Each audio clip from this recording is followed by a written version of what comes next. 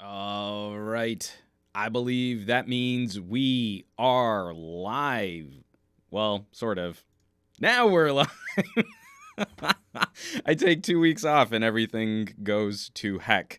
Ladies and gentlemen, boys and girls, tech fans of all shapes, sorts, sizes, and persuasions, welcome to another Monday morning weekly tech chat show on the SGGQA podcast channel. Now in a delicious new Twitch streaming flavor. This is the first week where we are doing the live stream on the Twitches. So thanks so much for joining, for listening, for following, subscribing, all of those things that you hip kids do out there. We took 2 weeks off. It's hilarious how one trade show in the middle of the week can sort of interrupt a lot of stuff, but I spent last week recouping from Computex in Taipei, which was an incredible, just an absolutely incredible trip, a phenomenal journey. And, you know what, actually, let's jump right into some housekeeping. So we've got a bunch of videos up on the YouTube channel. We're going to be planning some more live streaming events here on the Twitch now that we're moving the podcast over to the Twitch. I need to do more on the Twitch. I keep threatening to do more on the Twitch, so we're going to see how many times I can say Twitch in the next 20 seconds or so. But let me get this back here. And one of the things that I want to show off, and I'll have a link to this in the show notes after this after the podcast finishes, is the Computex 2019 playlist, What I Did with the Newegg's. And let's click this over. So this is SomeGadgetGuy, Computex 2019. I covered the show. I was out there for Newegg. So I decided, why not put together one master playlist? So we hit a bunch of news. Obviously we do our little, hey, we're a Computex video. But we went hands-on with the Asus ZenBook. We got this great 15-minute sit-down interview with one of the heads at AMD to talk about third-generation Ryzen. I got to handle a limited edition ASRock water-blocked motherboard. They're only going to make 1,000 of them, and I got to hold number 2. And then Aorus had a baller press conference. MSI, I got to play with the new Titan laptop. Corsair, huge news from Corsair is they're getting into custom water cooling. Hydro X looks like it could be a huge shot at EK water blocks. G-Skill had some silly stuff for us to play with, like a beer keg custom PC. It was a custom PC that also served you Heineken. So at 10 in the morning, I had to try out both the PC and the Heineken, Be Quiet, Zotac. And then in between each of those days of coverage, I was also cutting my own daily vlogs. So it was another year at the trade show where I didn't even bring a laptop. I shot, wrote scripts, recorded audio, edited, rendered, and uploaded my personal videos, not the Newegg videos, all from my phone. And the production phone I took with me was the LG G8. So everything went through the G8, and then every night I had sort of a vlog just to kind of recap everything that we did that day. So I thought it would be kind of fun. So in one playlist, you can go through a couple little 3 or 4 minute videos, what was at Computex, what we thought was cool at Computex, and then the end of that day is me getting up to shenanigans, some of the behind the scenes stuff, some of the conversations we were having, and then letting that kind of wrap into the next day. And so I'll have a link for that in the show notes. You can check that out. I had a lot of fun putting that together. Just the trip itself was amazing. I'd only ever been to mainland China, getting to do some factory tours in Shenzhen, and I really didn't know what to expect. Flying to another country, it's not...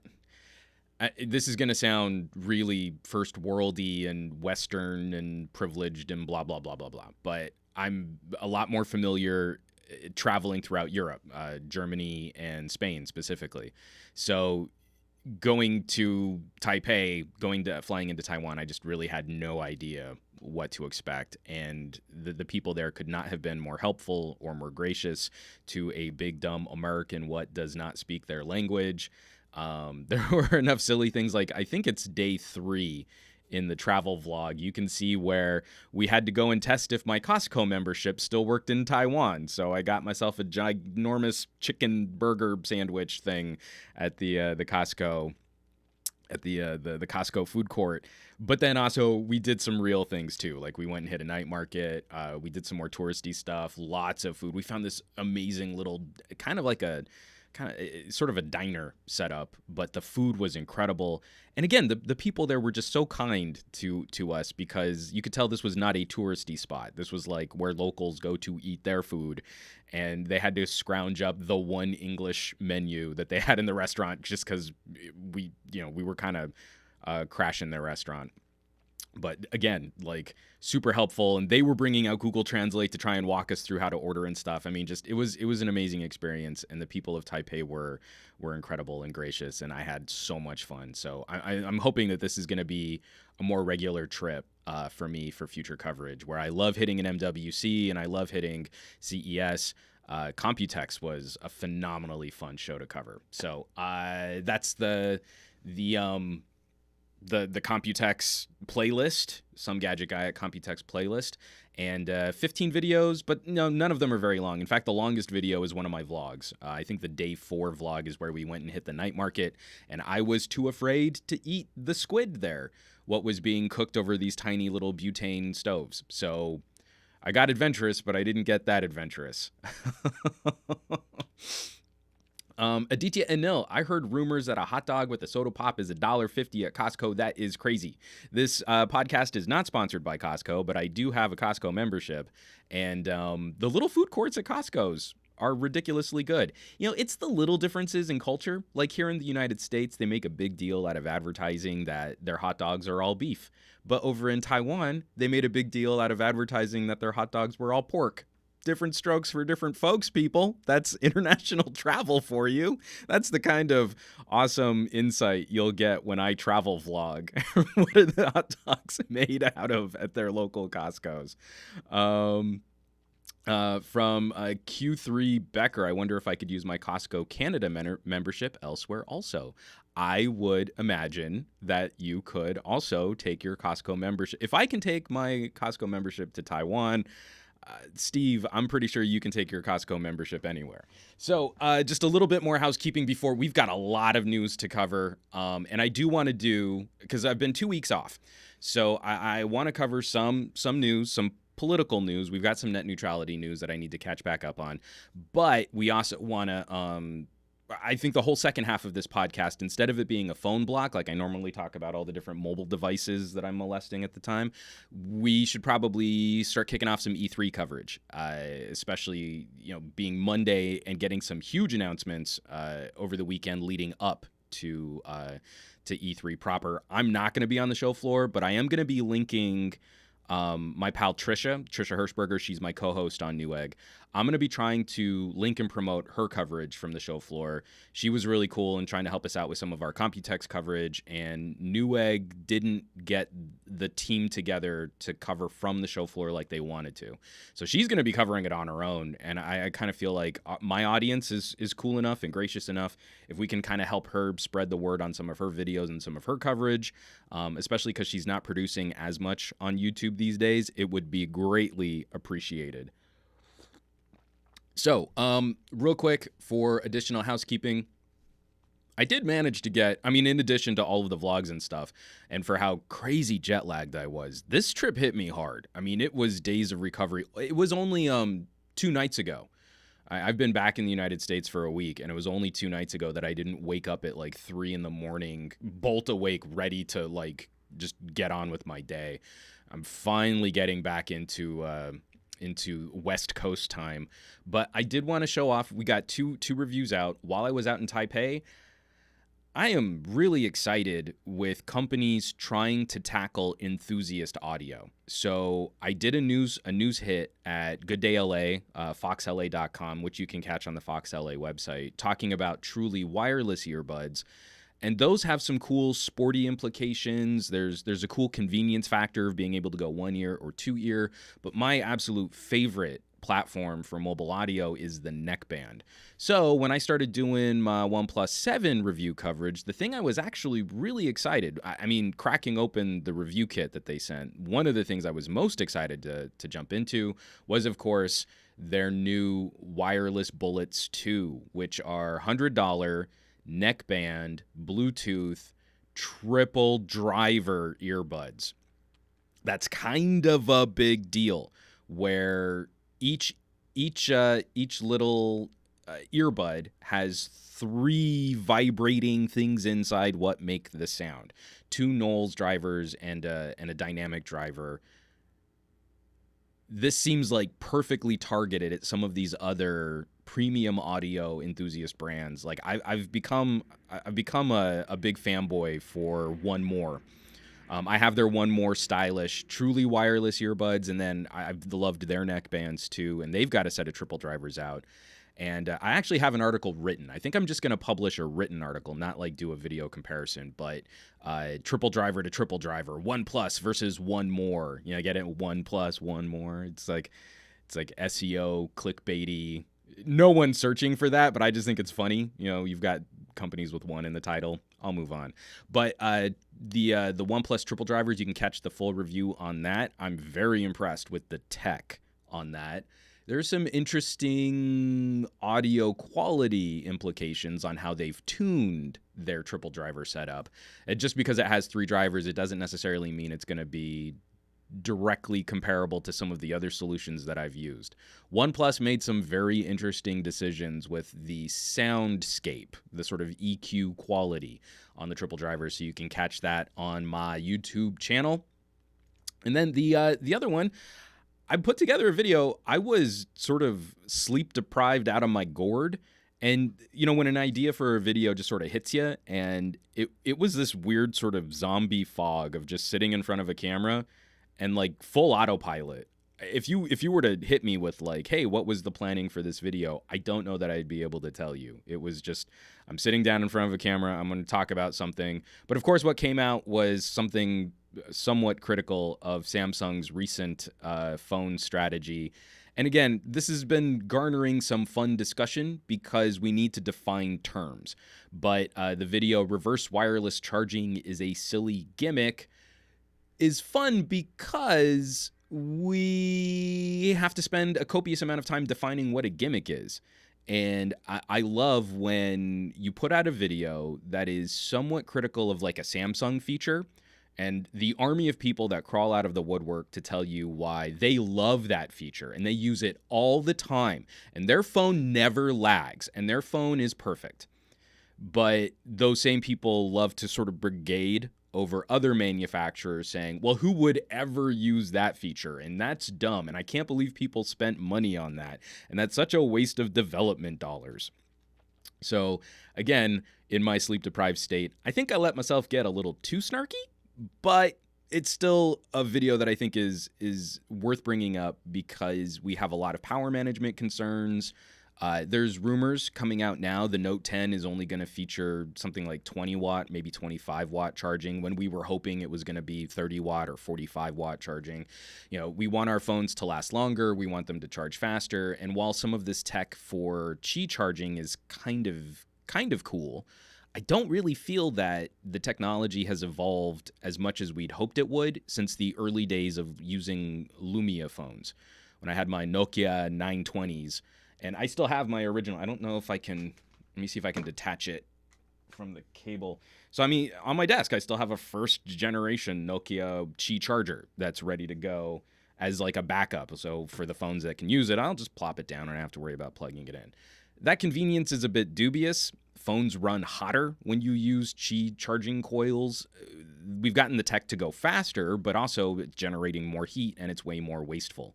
So when I did a test of reverse wireless charging where you can charge other things from your Samsung phone, I'm very skeptical as to the benefits of this technology, and I'm actually a little concerned about how much power is wasted, how hot your phone runs when you charge something else, and how your phone is actually really good at charging other things when you use a cable. So for all of the engineering and the development and the support and the toll that it takes on your battery, you could go to Monoprice, buy a $6 USB cable, keep that in your wallet or purse, and you can still save the day for other people and charging up other gadgets and products. So join that conversation. Leave me a comment. Tell me why I'm totally way off base and everything Samsung does is perfect and beautiful and I should just get on board. Or also maybe back me up and say, there's some nuance here and maybe this is a feature that isn't as fully realized as it should be because wireless charging isn't fully realized as it probably should be. So, some fun stuff from Richie MB91. One question: are you making an audio review of the Pixel 3a? I'm holding back from buying until I know if its DAC is good. I actually have. I've already made an audio review for the Pixel 3a. All of the audio and camera deep dives are on patreon.com/SomeGadgetGuy. So you can catch that full review, that full deep dive there. And then what do we see from Razgriz2520? Hashtag SomeGadgetGuy X Costco collab. I don't know that hashtag will ever be trending. We've also got some conversation happening here about impressive lens tech. So I'm gonna let that kind of hold off on just a second. So I want to get into some news. Let me click out all of these videos so far. The playlist, reverse wireless charging, gimmick video, and the OnePlus. Again, because I'm an audio snob, I really hope more people will check out that OnePlus Bullets video because that's exactly the kind of progress I want to see for wireless. Different solutions, different tuning, different EQ, and we can get Bluetooth audio out of this doldrums of it's better or it's worse, because that's not how you grade audio. You want to find the right fit for you. You want to find the right features that appeal to you, not it sounds better. It sounds better than a competitor's product, because that's just usually a brand bias. I like AKG, so AKG sounds better than Sennheiser. That's not really informed discussion that will really help other consumers. Or more, it'll just be taken as some kind of like snake oil. Like they said this was supposed to sound better, and it doesn't.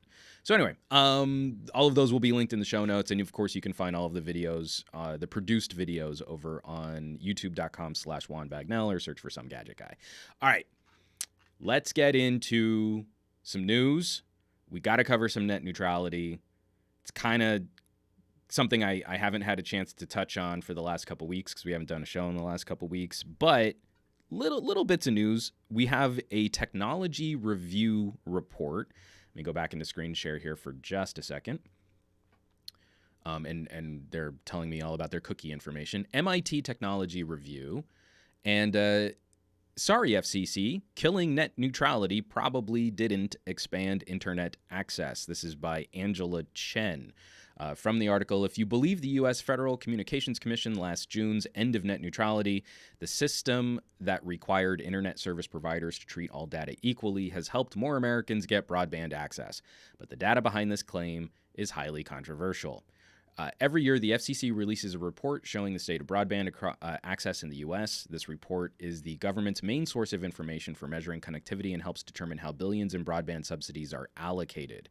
So at the end of May, the FCC finally released a final report, and it shows an increase in broadband access, but it's doubtful that this is thanks to ending net neutrality. According to broadband expert John Horrigan, a senior fellow at Technology Policy Institute, the data is just moving along in a way that has been consistent since the latter years of the Obama administration, he says. Besides, he adds, the report doesn't tell us much about the digital divide anyway, because the digital divide is about more than just network access. This is actually confirming something that we discussed a couple weeks back, a little bit more than a month back, where we were looking at some of these trends. The FCC put out a report after not having made a report for a substantial period of time, not looking at these numbers. Then they put one out, and then they had to quickly revise it because the numbers didn't really reflect what they were trying to show, and their estimates were off by millions of households in the United States. So this is from MIT, and it's another data point sort of confirming that access to broadband doesn't really seem to have the same direct link to net neutrality that the FCC was claiming, that this conservative-led FCC was saying, well, the problem with broadband deployment is net neutrality. Actually, I think a lot of us would agree that competition is probably the bigger sore spot. And when you've got state and city laws and ordinances that prevent competition, or that also prevent community-funded broadband initiatives, that seems to throw a bigger wrench in the works than whether or not you're treating network traffic fairly. The two don't really link the way that we've been sort of lied to. And this is, again, further evidence that this FCC is on the wrong track if they were trying to get more households connected. And also that their definition of broadband is still woefully out of date, where I think as long as you get a 20 megabit download, you're on broadband, which is ridiculous and silly and sad. But, things will get better. And things will get better because we do have a couple states working on their own net neutrality initiatives. And the one making news right now is New York. New York is halfway to a net neutrality bill. This is the Daily Dot, written up by Andrew Wyrich from the article. The New York State Assembly passed a bill earlier. Their tool tags are blocking my whole screen. Let's try that again. The New York State Assembly passed a bill earlier this week that would require internet service providers, ISPs, serving government agencies to comply with net neutrality rules. The bill, A2432, that's some sexy bill language right there. Back to the article. Would authorize the state's Public Service Commission, PSC, to strip ISPs of their state contracts if they do not adhere to net neutrality rules.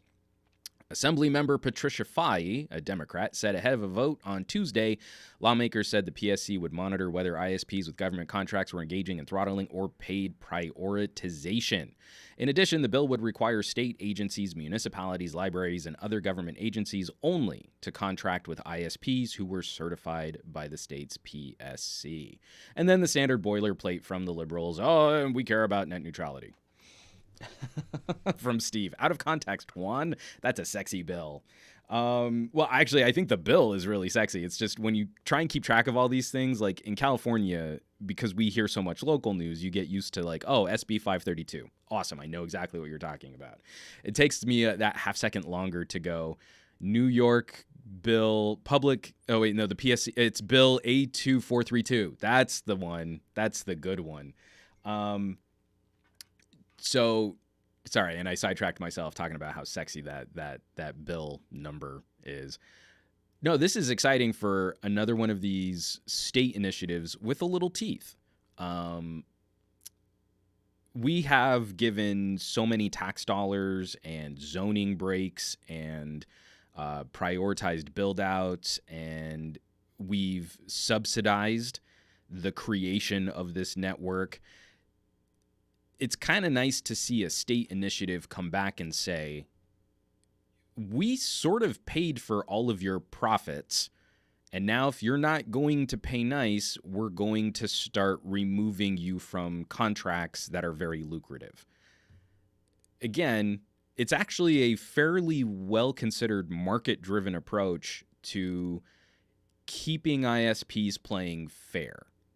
This is such a broad and a nuanced discussion, but we're still another year into lobbying efforts from the two major lobbyist organizations that influence politicians on behalf of the telecommunications industry, trying to extract more public funds for rollout, for 5G, for broadband initiatives, so that they can privatize the profits from that and then control all of the network traffic. We covered this a couple months back, where it was, two lobbying organizations, the top two lobbying organizations on behalf of ISPs, saying there's just nothing we can do until we get more public money. We can't make the internet faster or spread it out more until we get more tax dollars. We're just going to have to sit on it. And I feel if that's true, if that's the case, then we need to start looking at where we spend our public dollars, where we spend our tax dollars. And I think we'd get a much better return on our public tax dollar investment if we put those tax dollars directly into community broadband, like Chattanooga, where they've got gigabit broadband for half the price of what I pay for 200 meg down, 20 meg up. I would much rather pay half of what I pay and get 5 times faster upload speeds. I mean, and more than that. So anyway, math is hard. Puigi, good morning. Good morning, Puigi. So that's sort of wrapping up our net neutrality block here. Every time we've got just a little something to kind of to dig into, to discuss. It's a topic I feel needs to be brought back up, especially for these public discussions, these public conversations, and it's something that I feel like mainstream media is afraid to talk about because it's geeky.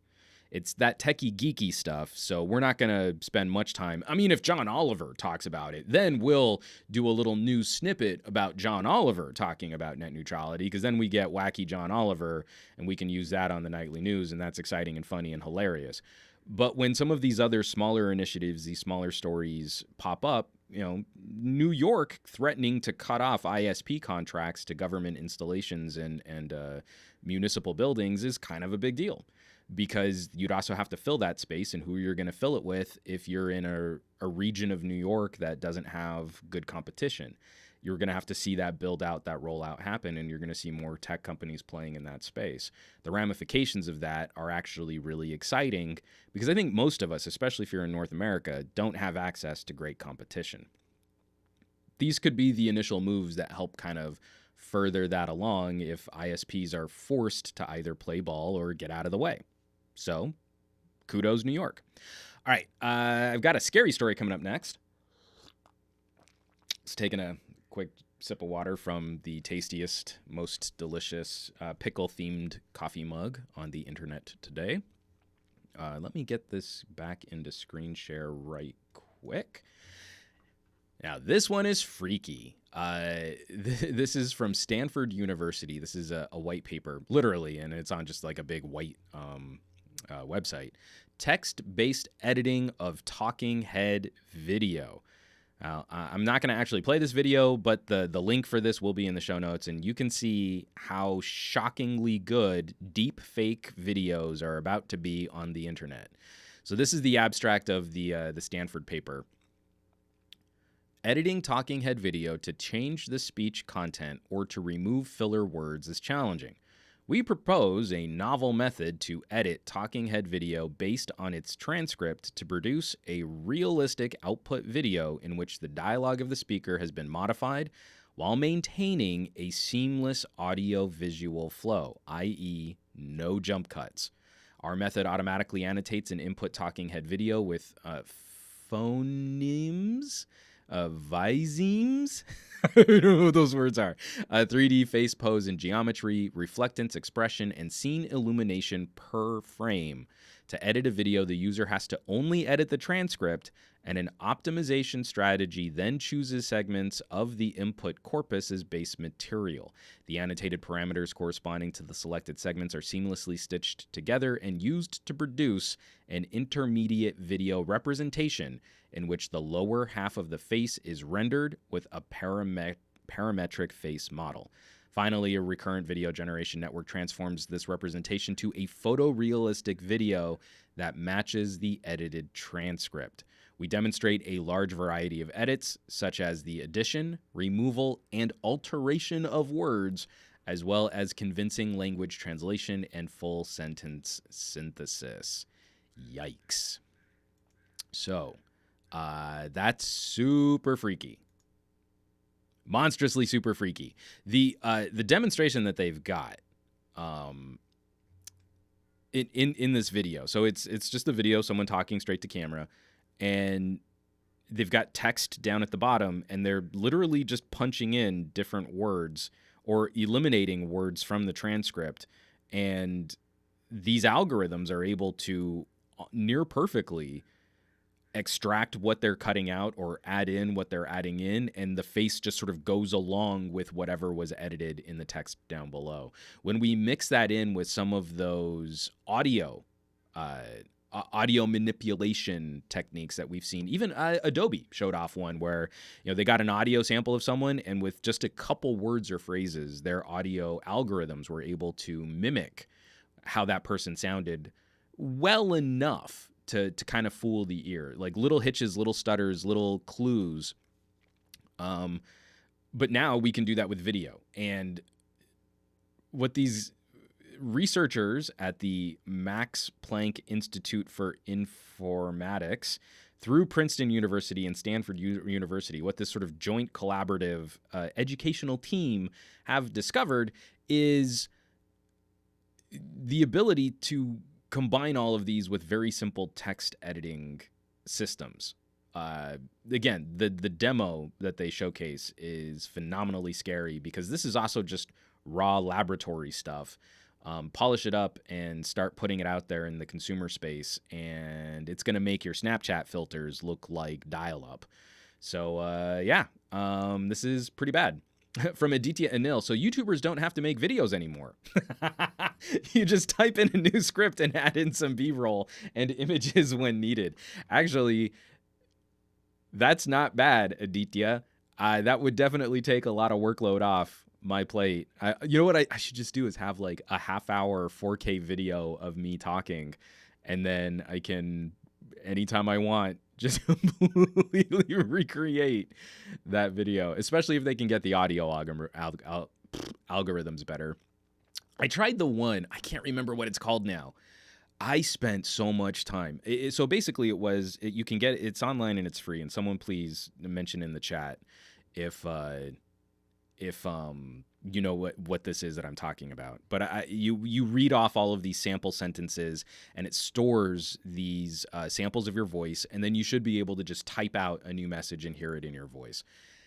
And it still sounded sort of, robotic. It didn't sound like me. It sounded like me being run through some type of scientist filter, a robot filter or something like that. It wasn't particularly persuasive.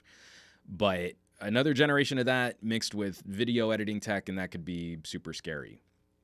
Ronio266, hello. From Steve, but we're getting Sylvester Stallone as the Terminator, so that's a win, IMO.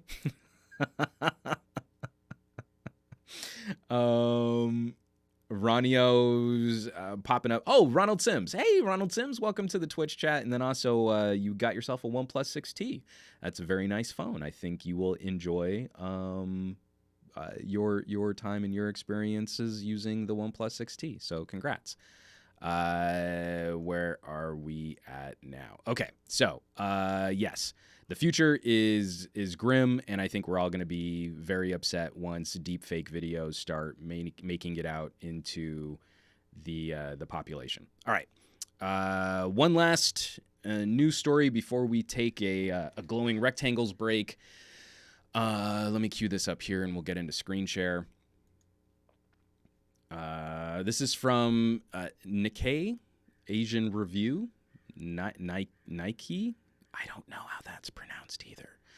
From Kim Jae-won, Samsung leadership in turmoil as prosecutors target inner circle. Tech giant risks distraction in competition with Huawei. Oh, Aditya Anil, is it Lyrebird? Yes, that's the one that I did. That one was crazy. Seems to be free, matches your description. Absolutely. It was not super convincing, but we're on the track. Anyway, sorry, back to Samsung.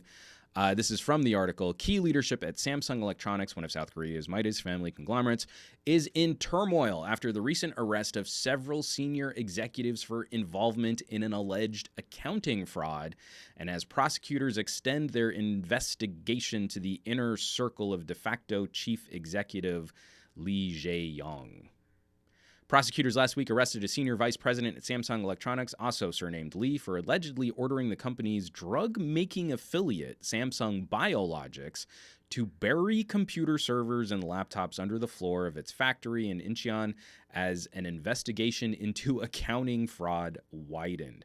Lee is the third member of an inner circle of senior executives to be accused of attempting to destroy evidence in this case after the arrest of Vice Presidents Baek and SEO last month. I don't know how to pronounce that. I'm terrible with names. All three were members of the Business Support Task Force, or its predecessor, Future Strategy Development, the so-called control tower of the Samsung conglomerate. They were among the 14 or so senior executives who worked closely with Vice Chairman Lee Jae-yong to manage Samsung Electronics' key business and affiliates. Now, what's interesting here, and what the article goes on to point out, is the timing is probably pretty bad for Samsung because they are occupied with legal shenanigans at a time where the entire company should be focused on disrupting the Huawei market. All of that news sort of blew up while I was offline and not producing podcasts.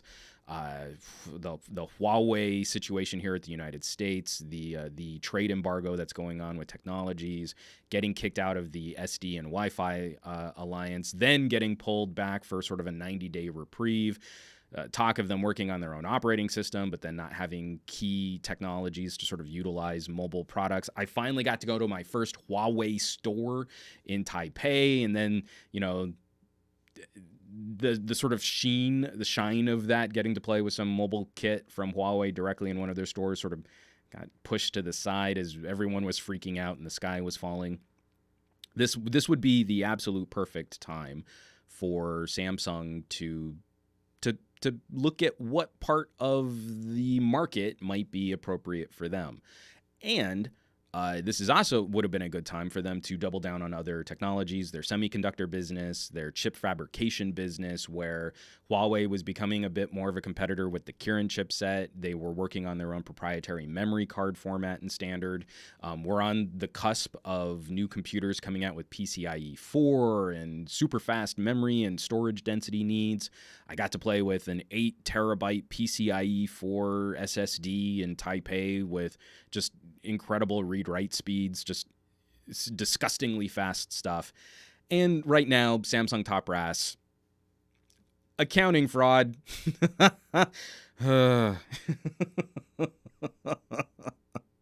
It's pretty rough. From Razgriz 2520. Damn, again, after what happened with their CEO and with SK President scandal a few years ago, that's rough. Yeah, so the South Korean president, there was also that talk. I don't know that anything came from it. I really should look up that news story of whether or not Samsung was tagged with another insider collusive marketing situation over memory and storage pricing. I think it was Samsung and Hynix again, kind of playing with the memory market. And we're seeing sort of the fallout of that as memory and storage pricing are cratering. They're trying to scale back on production to keep prices a little bit higher. That whole thing is totally in flux, which is a dangerous place for Samsung to be, as that whole market took a hit and their smartphone business is sort of plateaued. That leads us into like Note 10 rumors and stuff, but I don't really even care that much about the Note 10. As soon as I heard no headphone jack on a Note, that made me very cranky and very sad. So I don't know. That's not making me happy, Samsung. I feel like tech should be happier and more fun and more exciting. But this is a company that, even for all of the brand goodwill from people who use Samsung products, they seem to have a few issues in their corporate inner circle that should get ironed out. I don't know, maybe an investigation into this kind of stuff might help them out. From Steve Q3 Becker, I'm so hyped for Ryzen 3. Okay, funny story. I'm sitting down with you can check out the interview. I'm sitting down with this really, really cool dude from AMD. We're talking all about, third gen Ryzen. And about halfway through the interview, to abbreviate, so I'm not saying Ryzen 3000 or third generation Ryzen every single time I say Ryzen 3. Someone else from AMD kind of pops up and tells my producer to gently remind me that it's properly called Ryzen 3rd gen or third generation Ryzen. And if you've ever been in a situation where you're recording an interview or you're trying to do something live-ish, someone just loosely popping in to say hey and to give you a little snippet of information like that completely derails where a conversation goes. So the recovery was super awkward, and I'm trying to just get back on my feet, and we're talking to this guy, and he actually gave us some really cool insight. I asked him point blank about Navi and about Threadripper, because I'm still sorting out the last couple little gremlins in my current Threadripper build. And he was super candid, very candid about talking about AMD strategies from what he understood internally. But anyway, so I say Ryzen 3, and people kind of freak out a little bit. Later that day, we go and cover the Aorus presentation where Gigabyte had all of these new motherboards to show off, and an AMD executive walks up on stage, and I think literally the first thing out of his mouth is, we at AMD are so excited to be working with Gigabyte on Ryzen 3, and here's all the cool stuff that AMD will enable on Gigabyte hardware. And me and my producer just start cackling. It's like, uh-oh, this AMD executive just said Ryzen 3. He's probably going to get fired tomorrow. Sad trombone. Womp womp. So Razgriz 2520, no headphone jack for the Note 10.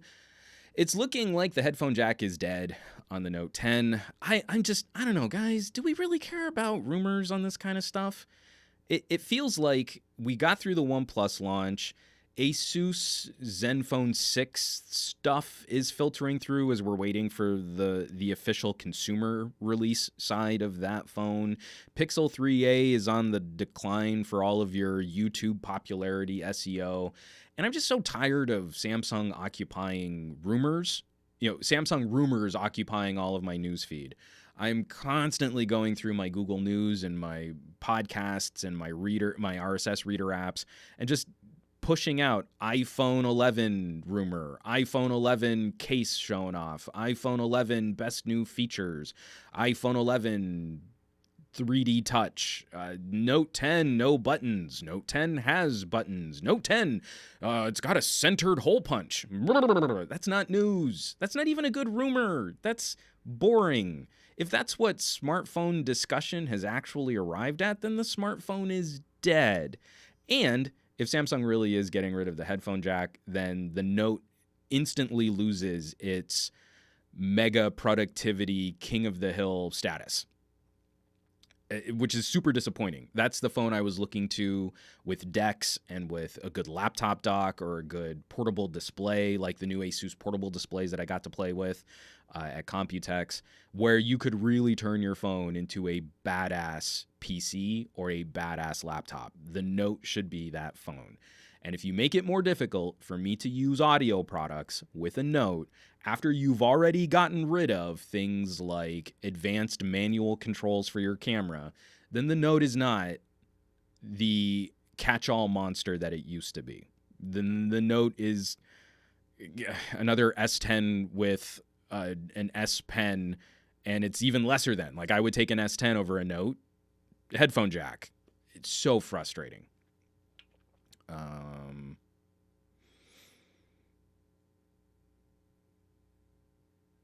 From Doomer, I'm never going to give up any features just because flexibility.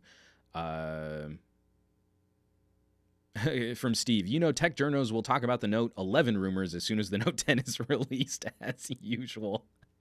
From Razgriz, they're probably going to talk about speculative things from a 3D render in the future. They're already talking about speculative things with the 3D render for the iPhone 11 and the Note 10.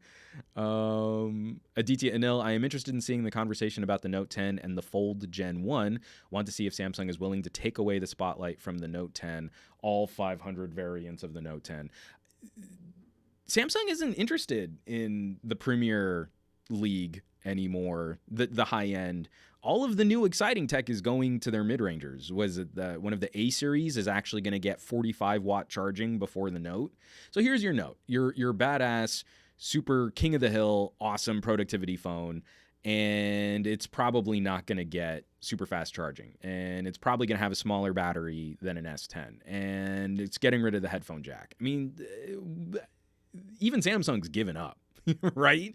So I'm just not impressed. I'm not excited by these types of conversations. And for a company that should rightfully be absolutely smashing competition right now and eating up the fear, uncertainty, doubt market for Huawei, what are they doing? They're not really leading or driving the smartphone innovation train right now. They're not really pushing this stuff to its limits. They're not giving us what comes after the smartphone. we need to talk about. I mean, I've been talking about this for a couple years now, but planning ahead for what is the post-smartphone market supposed to look like? And what do we do after we've maxed out what glowing rectangle we hold in front of our face? And the more I use phones like a Pixel 3a, man, flagship premier smartphones are increasingly getting knocked off of my list of phones to recommend to my family. You know, it used to be like, oh, if you don't want this painful experience, you'll want to look at something with a little bit more horsepower. And now that's not the case. Now it's, you know, for $300, what are you doing on your phone that you need more? Seriously, I'm not asking that question to be a snarky jerk. I'm asking that question honestly. What are you doing on your phone that you need more than a $400 phone? And look at your most used services, and look at your most recent tasks, and look at your battery stats. Because I think a lot of people would be, I think a lot of people would be surprised to see how much better that $400 segment has gotten, and how their usage is not high end. They think their usage is high end because they're spending $1,000 on a phone. But they're spending $1,000 on a phone because it used to be a $400 phone was punishing to use. That's not really true anymore. So yes.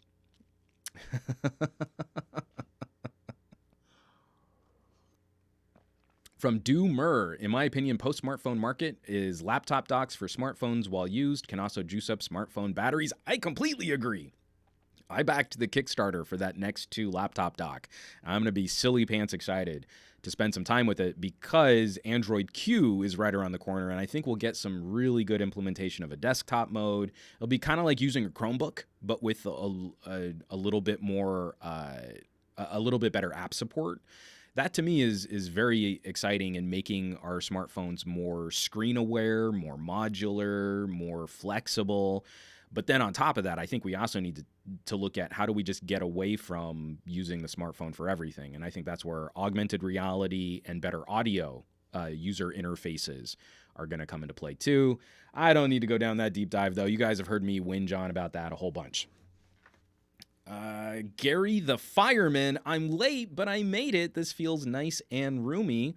Welcome to the show, Gary. And then who else? We also had another comment in here that I wanted to try and get to. And oh yeah, a lot of chatter about Ryzen and consoles. So whole second block of the podcast is going to be about E3 news. So I've purposely been kind of slow playing some of that AMD discussion, but spoiler, I am ridiculously may or may not be wearing pants. So excited for AMD, for Ryzen 3rd generation, for the Navi news, and then what Microsoft put out recently, just following Sony's PlayStation announcement. When it comes to just crazy, stupid, powerful hardware, this stuff is going to get nuts. So let's take just that quick little break, because I need to promote. I need to take another drink of water. I'm not used to talking this much. I've been talking really fast too. Aditya Anil, speaking of glowing rectangles, hashtag flawless segue to the Reddit community. I like to point out my segues because I'm terrible at segues. So if you're catching this on Twitch because you're a Twitch person and you've never seen my YouTube live stream before, this is something that I like to bring up every week. It's just a small community initiative where we started a subreddit because of the trials and tribulations of trying to build an audience and to build a community on YouTube these days. And that initiative, I'm still holding to that initiative, but I recently had a strategy session with my patrons on Patreon for our state. We do a monthly recap, just state of the Patreon, future goals, upcoming reviews, blah, blah, blah, blah, blah. And one of the things that was brought up, and one of the things that I want to tackle as a new initiative, would be by the end of 2020. Again, this is sort of the longer term goal, but I would like to see if it's possible by the end of 2020 to enact a sort of more direct relationship with viewers and with that community to get away from launching all of my videos on YouTube. I would like to see if we could go to a freer and fairer relationship for most of the videos that I produce, and then seeing who else we might be able to get join on that. Maybe the videos just auto launch to archive.org. And if I have to use my own social media to announce when videos are up, and YouTube is going to keep playing games with notifications and alerts and bell icons and all of that mess, well, then YouTube doesn't really afford me much of a benefit, much of a perk. And so there's very, very little YouTube ad revenue I would have to make up to just put out videos directly. And it would be an exciting initiative because, like, for example, when I do a camera deep dive, you have only ever gotten to see the video quality from a smartphone camera after it's been mangled by YouTube compression algorithms. If I want to put out a ridiculously huge, 4K 80 megabit per second render that matches the native quality of that camera, you'd be able to download it if you want to actually see those granular differences and those quality differences from generation of phone to generation of phone.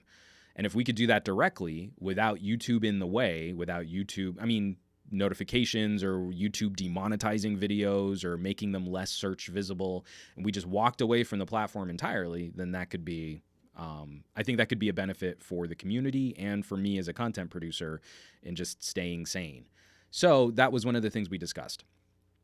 That was a really long-winded way of getting back into the community on Reddit, which is reddit.com/r/glowing rectangles. So I just want to take a quick look here. These are the top stories on r glowing rectangles over the last week. My buddy, my pal, Trisha Hirschberger did a studio tour. So you can catch what her current streaming setup is like and showing off all of her tchotchkes and cool gamer props and models and stuff. She's got a lot of stuff. So you can catch that. That's the top voted post from our glowing rectangles this week, followed closely by Gary Asks and Gary Explains. Why did I totally made up a new channel for Gary. Gary Asks Everything. No, Gary Explains. So this is a travesty. This is very sad. Gary is only at 90,000 subscribers. Gary should have his play button by now from YouTube. I need folks to get out there and share videos from Gary. Gary Explains. He is extremely knowledgeable. I love his style. He gets into the tech nitty gritty. Like, he's one of those guys that you trust to go down a deep dive to. When he says explains, it's not like a popular YouTuber. Hold on, I'm going to get out of screen share for just a second. It's not like a popular YouTuber who takes a well understood concept and makes an explains video out of it, right? Your power button on your computer explained. I don't need that help. I don't need that help from a YouTube guy who makes pretty videos but doesn't really sort of understand some of the deeper or underlying tech that goes into our products. Gary is the opposite. He's just standing in front of a green screen. It's not crazy, beautiful B-roll cinematic, but if you really want to know about the concept that he's describing, he is far more knowledgeable than the average bear. He should be well over 100,000 subscribers. This is exactly why I created glowing rectangles on Reddit. It's slowly picking up a little bit of steam. We're finding some more people that are subscribing and that are upvoting and leaving comments. But this is one of those things like, dude needs some more SEO help. Dude needs some more sharing help. It's not enough if you like a YouTube content creator or any online creator to just watch their videos. If you want to see them succeed and if you want to get more content from that person, you actually need to invest in sharing, distributing, commenting, liking, more activity than just passively viewing. A passive view doesn't do a whole lot to help that person out. But he's been doing Speed Test G, he's been doing these deep dives, and his video here talking about the Samsung and AMD collaboration, where Samsung is going to walk away from ARM for their graphics chips and is talking to AMD. We could be looking at Radeon graphics in upcoming smartphones is kind of a big deal. And he has a great take on explaining that relationship and that collaboration. Really, really cool. Really, really great stuff. So, we got a couple more people. Fat Produce joined us on the Twitch. That's my buddy Andrew. Andrew and I host a geek book club.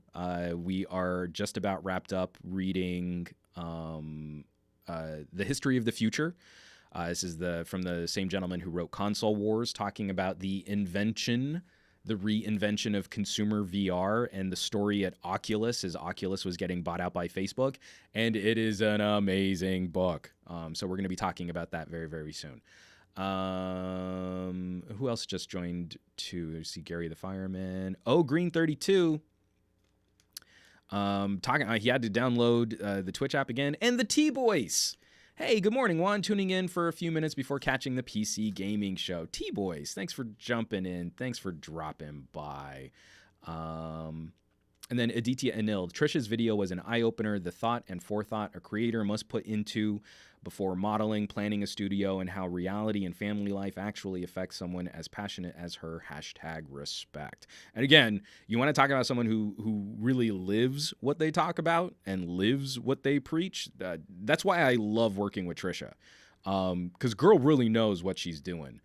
She used to be a regional, I forget what the title was, but it was like a product admin.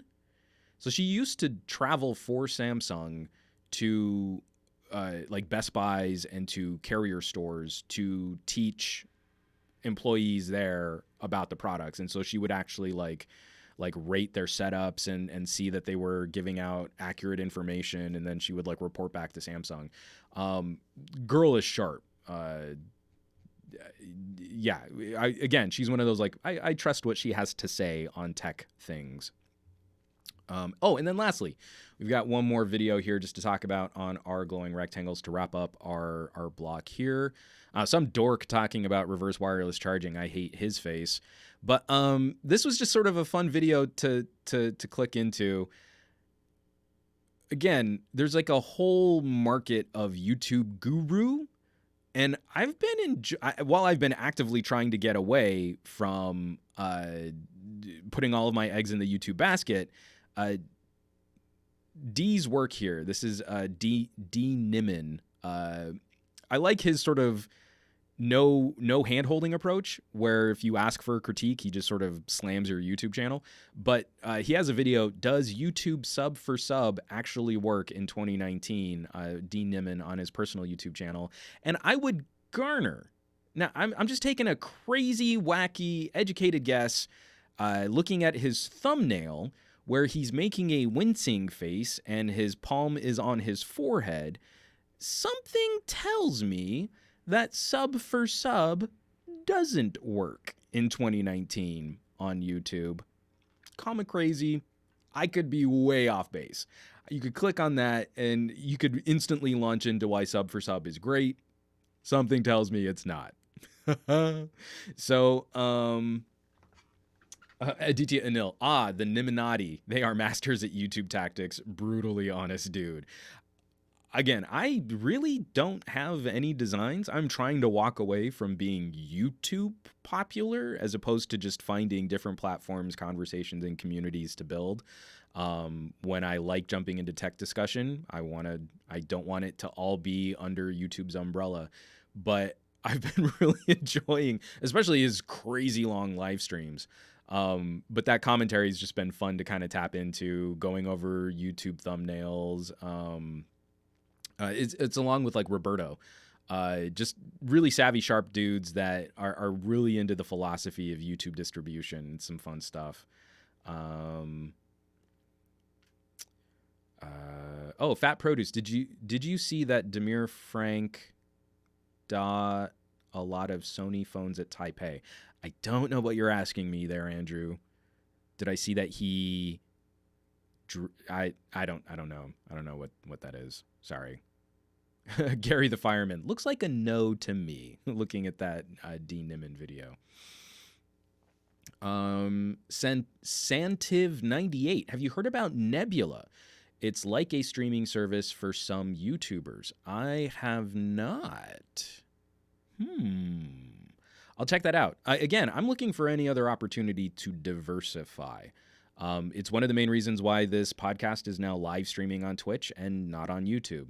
We were doing really well with YouTube traffic for this podcast. And philosophically, I have that issue where I can keep complaining about YouTube business practices and then still keep putting everything on YouTube, or I can change my behavior and start trying to honestly live what I'm frustrated by and find a solution. Not just complain, not just gripe, not just make videos with wacky thumbnails, actually try and fix the problems that I'm experiencing.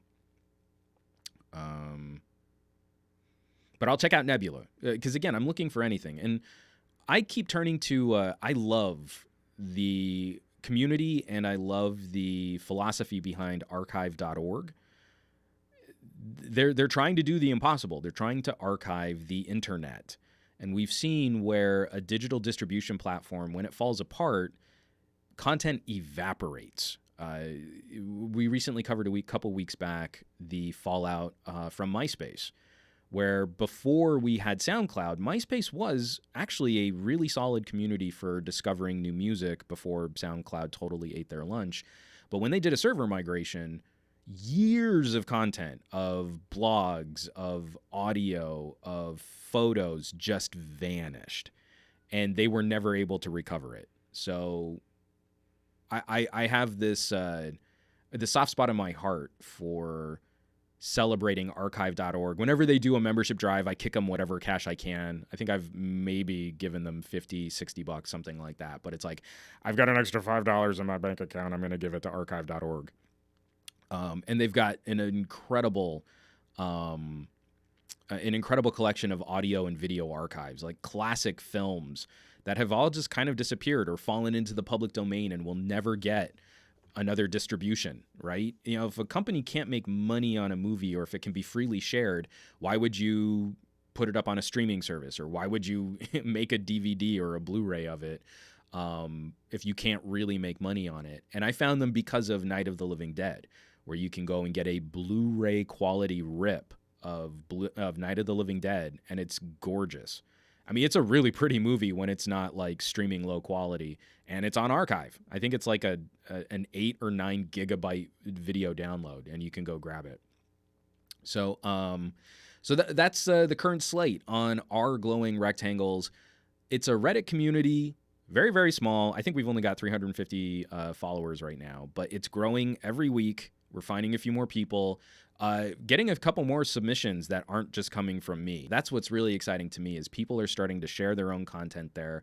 It's a place where you can self-promote, hopefully start building a little bit more of a push for your links, for your traffic, if you'd like to do that. Or really the core mission is, if you find those content creators you feel deserve more attention, it's one resource to hopefully start helping them promote more of their stuff. So I hope you'll check it out. Reddit.com/r/glowing rectangles.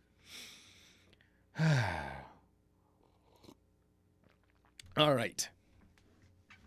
Oh, Demir saw a bunch of Sony phones in the wild in Taipei. I haven't. God, I'd really like to spend some more time with some Sony phones. Bored at Work actually just put out, I think, one of his first videos on the Xperia. Was it the Xperia 1? He did a gaming.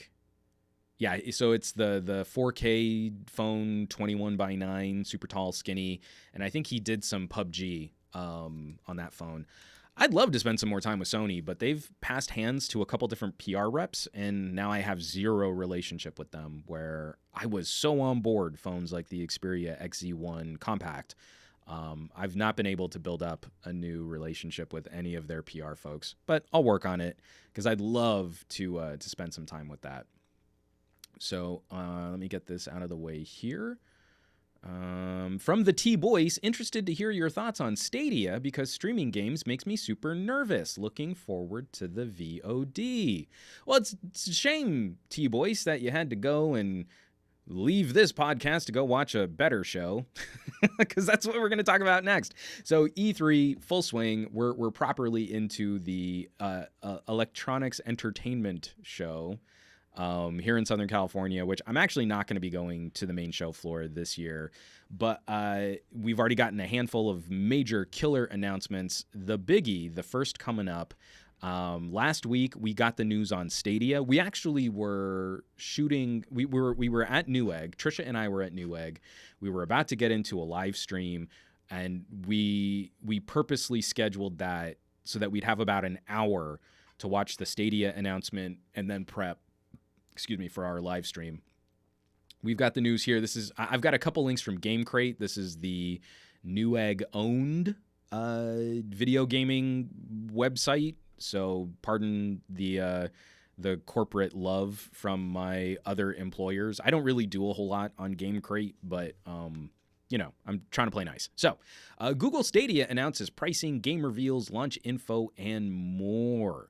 So the monthly fee for Stadia is going to be $9.99. Kicks off with the Founder Edition for $129, which gets you 3 months of Stadia Pro as a subscription, 3 months of Buddy Pass, complete Destiny 2, including the Shadowkeep DLC, and the Stadia controller, which looks like a pretty solid controller. I mean, we kind of come up here, and it's over here on the right-hand corner.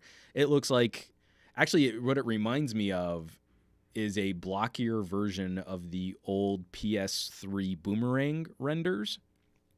So that's what their controller is going to look like. But you plug in a Chromecast Ultra, you hook it up to some Wi-Fi, and any game in the Stadia library can be streamed anywhere you have a data connection. And this could be potentially very disruptive to the video gaming industry, where you don't need to have a console under your TV, like an actual box under your TV, or a mega awesome gaming PC, like a very expensive rig for gaming, if you have decent bandwidth. Stadia, Google is claiming that Stadia will be able to stream 4K 60 frame per second gaming with a data connection of 35 megabits per second down. A 35 meg down stream sustained should get you 4K gaming at 60 frames per second with very, very little lag. So, I mean, the ability to, see your character move in direct relation to your controller. And they showed off some demos saying we've got our lag down to, it's faster than some of the Bluetooth lag that you would experience on a console under your TV. Then, of course, folks on Reddit went and analyzed their press conference frame by frame and showed, well, wait a minute, we're seeing more than 200 milliseconds of lag, which is hilarious. Because I would also assume that this isn't really the service being used like it would be. But I'm confident that if a company can do something server side, Google should be able to show us the proof of concept works. We saw it with Project Stream, where you could stream Assassin's Creed. Now we've got a full launch lineup. I am, again, may or may not be wearing pants silly excited for Baldur's Gate 3. Again, a game completely designed in a laboratory to make me excited for another dungeon crawler fantasy epic. This could be the beginning of something very, like I said, it could be very disruptive, but also very democratizing. I think the major stumbling block here is, who are we reaching with Google Stadia? If you say you need a sustained 35 megabit per second downstream, that actually means you need a much faster internet connection to sustain that.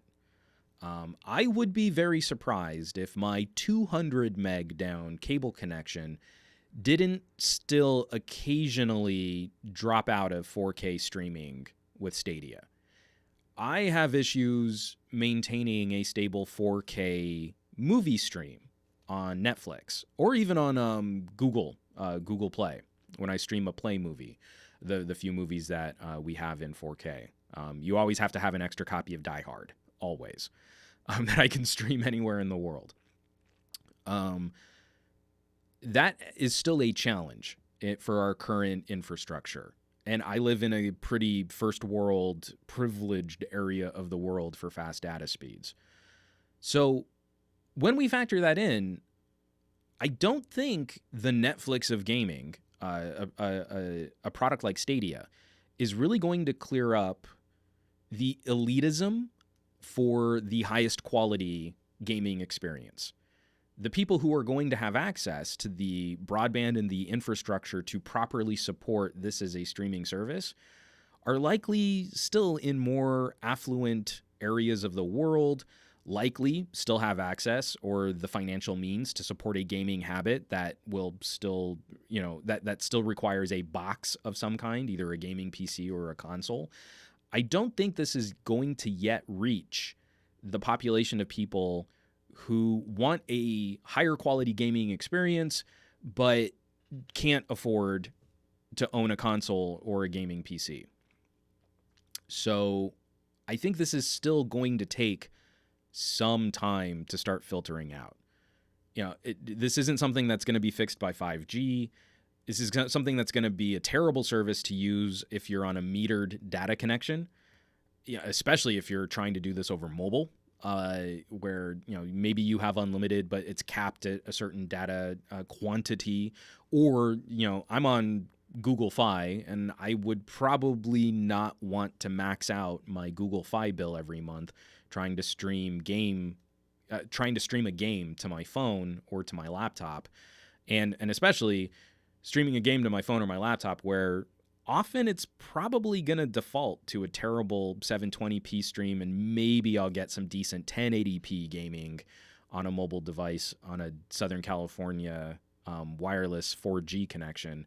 It's just not exactly what I think is really going to be the killer solve. So I feel like there's still at least one more full generation of powerful box what lives under your TV, and then some type of Netflix-style streaming solution is going to start chipping away at what kind of hardware you need to own to enjoy a high-quality gaming experience. Again, looking at Netflix, I started my Netflix subscription by having discs thrown in the mail for me, and now the idea of trying to pop a DVD into my PlayStation to watch on my TV just feels so archaic. But it took us a while to get there, and it took broadband a while to catch up with that. And we're still kind of playing games and tricks with that where we don't really get, Spectrum claims I'm getting 200 megabits down and 20 meg up. I can spike that fast, but I'm nowhere near sustaining those speeds, right? The sustained speeds are really what's going to make or break these future services. And these companies have zero interest in really improving their infrastructure unless they face competition. Kind of why we got back to that net neutrality story. We can't roll these services out to the consumers who would most benefit from these services until we improve their infrastructure and their bandwidth. From a DTNL, yippee-ki-yay! Again, I've owned Die Hard in 5 different formats and now on streaming. From Steve, but 5G, Juan, 5G. And Kiwi Mad Dog 420, oof, Spectrum. And Spectrum is doubly a kick in the gonads because Spectrum, it was formerly Time Warner Cable, and they're still in litigation over throttling gamer connections, right? The corporate infrastructure, the flavor of this company has been anti-gamer. They throttled New York gamers and game streams. I don't feel they're looking forward to a game streaming service, which is going to tie up their bandwidth, which they won't improve. We've been coasting on 200 down, 20 up for a while, and at prices substantially higher than what I could get if we were in an area that had gigabit. Just real ugly. Again, as soon as I can do business with someone other than Spectrum. My wife and I are serious. We're talking about maybe moving, finding a good school district where we want Lex to go to elementary school, and where we will get good data is also weighing in on where we might buy a house. And it will involve trying to get away from Spectrum. And Steve, way ahead of the curve. Hold on. So I love it when my chat is on the pulse. It's almost like you read my show notes, which I don't put out public until after I finish the stream. So, Steve, so can you play the new gen Xbox games on xCloud using an Xbox One? That would be interesting to see. So, I feel like I'm feeling validated. During our live stream for Newegg on last Thursday, while we were talking about all the Stadia news, and I kind of feel like some people were trying to sort of keep the excitement high for a Google game streaming service. I am increasingly skeptical of new Google products. I feel Google is very good at experimenting and proving a concept and then not following through on refining that product. I feel they are far too likely to get us worked up about something exciting and then pull the plug once competitors start outpacing them or doing things better. We can time and time again, messaging services, smartwatches, different location and tracking services. We covered it a couple months back. Killed by Google, I think, was the website. But you could just go down the list of all of these services that were just axed and how long that they actually survived, and it didn't last very long.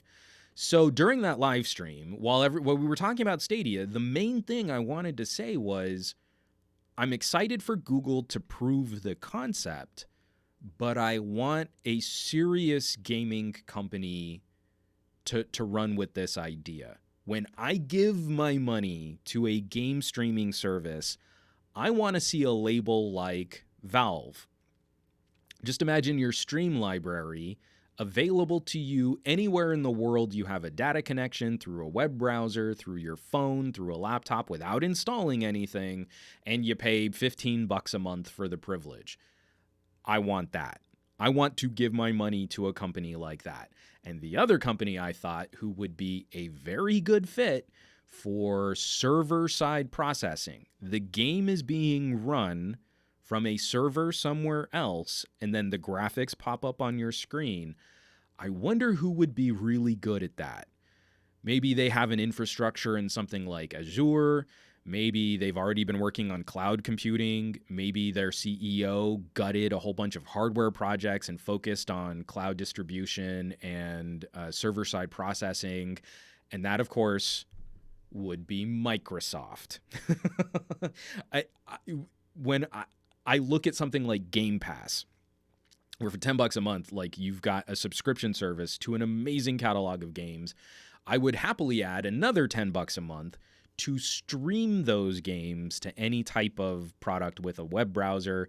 It would even convince me to use Edge. I would use Edge if it meant paying $20 a month for Microsoft's catalog of games and a streaming connection where I didn't have to install or download them. So that's exactly what just got sort of revived. This is this is making the rounds on Reddit all over again. There's no proper news, but I find it kind of interesting. Project xCloud was the code name, where by the end of this year we were supposed to start seeing some kind of traction. Actually, what I've got up here, this was from the Reddit post. I can go into screen share. So this was from October 8th, 2018, Project xCloud, gaming with you at the center. You see someone playing, I think it's Forza on a phone, and they've got servers that are getting ready for this. And so they're testing all of these game streaming, cloud streaming efforts, data centers in 54 countries. And supposedly we should be seeing some more traction on this next year. They're saying we'll begin public trials in 2019. I don't think they're going to begin public trials in 2019. It is 2019. But this has been the sort of the rumblings under the current announcements. PlayStation 5, beastly powerful machine. Project Scarlett, the next Xbox, beastly powerful machine. But if Microsoft can get xCloud off the ground and you've got an Xbox One, then there might not be any need for you to take that plunge on Project Scarlett. If you've got a decent data connection, you've already got a box under your TV that's good for graphics. All you need is the internet connection, really, and you could be pushing that through the hardware you already have. Again, Stadia is supposed to work with just a fancy Chromecast, a Chromecast Ultra. If that's all you need for a data connection, for an HDMI port, and for a game stream, then this could be very compelling. And again, I'd want to hook it up over plug in an Ethernet jack, and then bam, you've got your full bandwidth ready to go. So that was the inspiration behind the poll that you can find on this Twitch stream, twitch.tv/SomeGadgetGuy. Underneath the video streaming window, you'll see 3 options. What game streaming service are you going to throw your money at? Are we going Stadia? Are you going to be Team Google and look for Chrome eating up more of your RAM so that you can stream your games? Are you going xCloud? Would you want to throw your money at Microsoft, even though xCloud seems to be in a holding pattern while we're getting ready for the next gen console launch? Or are you gonna back Apple? Your Apple Arcade. Woo! So 3 options down there. Drop a vote, and I'll detail all of the results in next week's show, but I just couldn't help throwing Apple Arcade in there, because if there's any company I definitely don't trust to make gaming a priority in a serious way, it's probably Apple.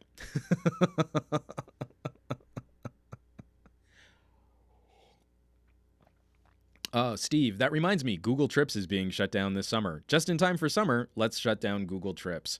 Kiwi Mad Dog 420, any news from Sony's game streaming efforts? There's Steve saying there's PlayStation Now, but PlayStation Now isn't game streaming. It's just a game subscription service.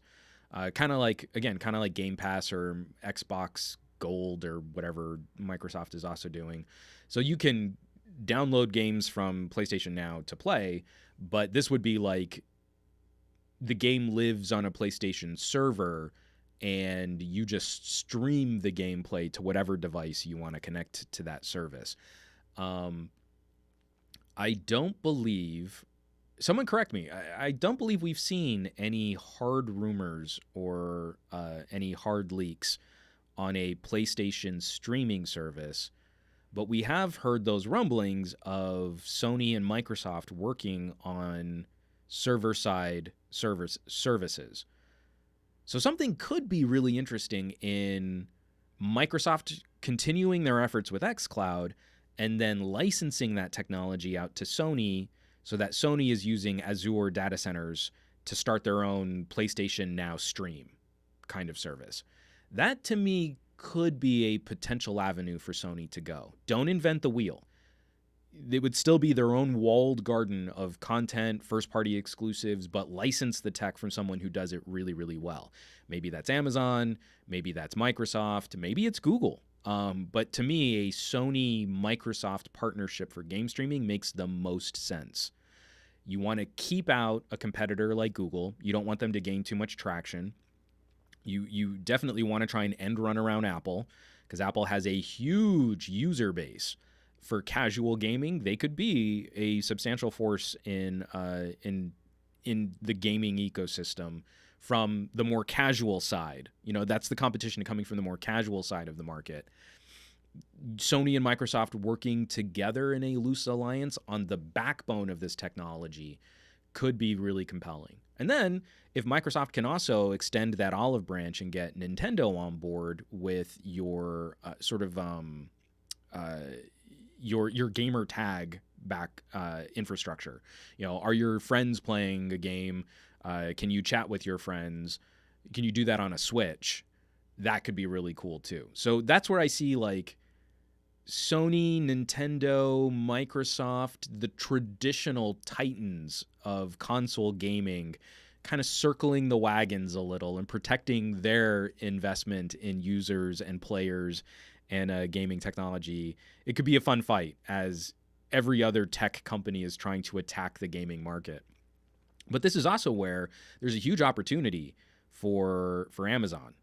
This is the other outlier, I think. We haven't heard anything from them yet. And when we do, it could be exciting too. So let's say you've got a game streaming service, a library of games, and the ability to broadcast your gameplay sounds like a perfect fit for Twitch, where you could tie all of those services together. Amazon's cloud and cloud storage and server-side processing is formidable. Like 30% of the internet is built on Amazon anyway. You just staple all that stuff together, and then when you go to stream, you could directly just play whatever game that streamer is playing too. And maybe a streamer could even invite you. So I'm streaming this game, and you push one button and you're playing it instantly in the browser, and you could be invited to join that streamer's stream. That seems like a no-brainer for where Amazon could take this technology too. It's just that we haven't heard anything. It's likely skunkworks at this point. So Aditya Anil, I think I voted for xCloud, but I am not going to support Tim Apple's mega cheese grater corporation. It was another thing too. I was so sad. I didn't really get to live stream the Apple announcement, the Apple keynote. So I had so many thoughts, but you can go back and catch my tweets. My tweets sort of sum up my feelings on Apple's WWDC this year. Just if you spend $200 for a VESA mount for your $5,000 monitor, I'm going to be mad at you. I really don't like supporting that kind of nickel and diming for professional gear. I mean, we can all make fun of a $1,000 monitor stand, but $200 for a bracket just so that you can use a universally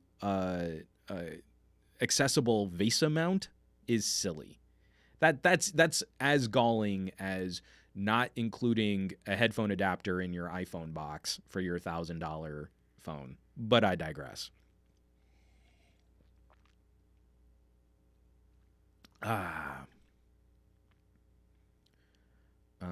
Kiwi Mad Dog 420. PlayStation now has streaming component, but it works a lot more like NVIDIA Shield. Yeah, I mean, I think everyone now has a game displacing service, kind of like Steam Link, or you plug something into your TV and you run the game off of a computer in another room.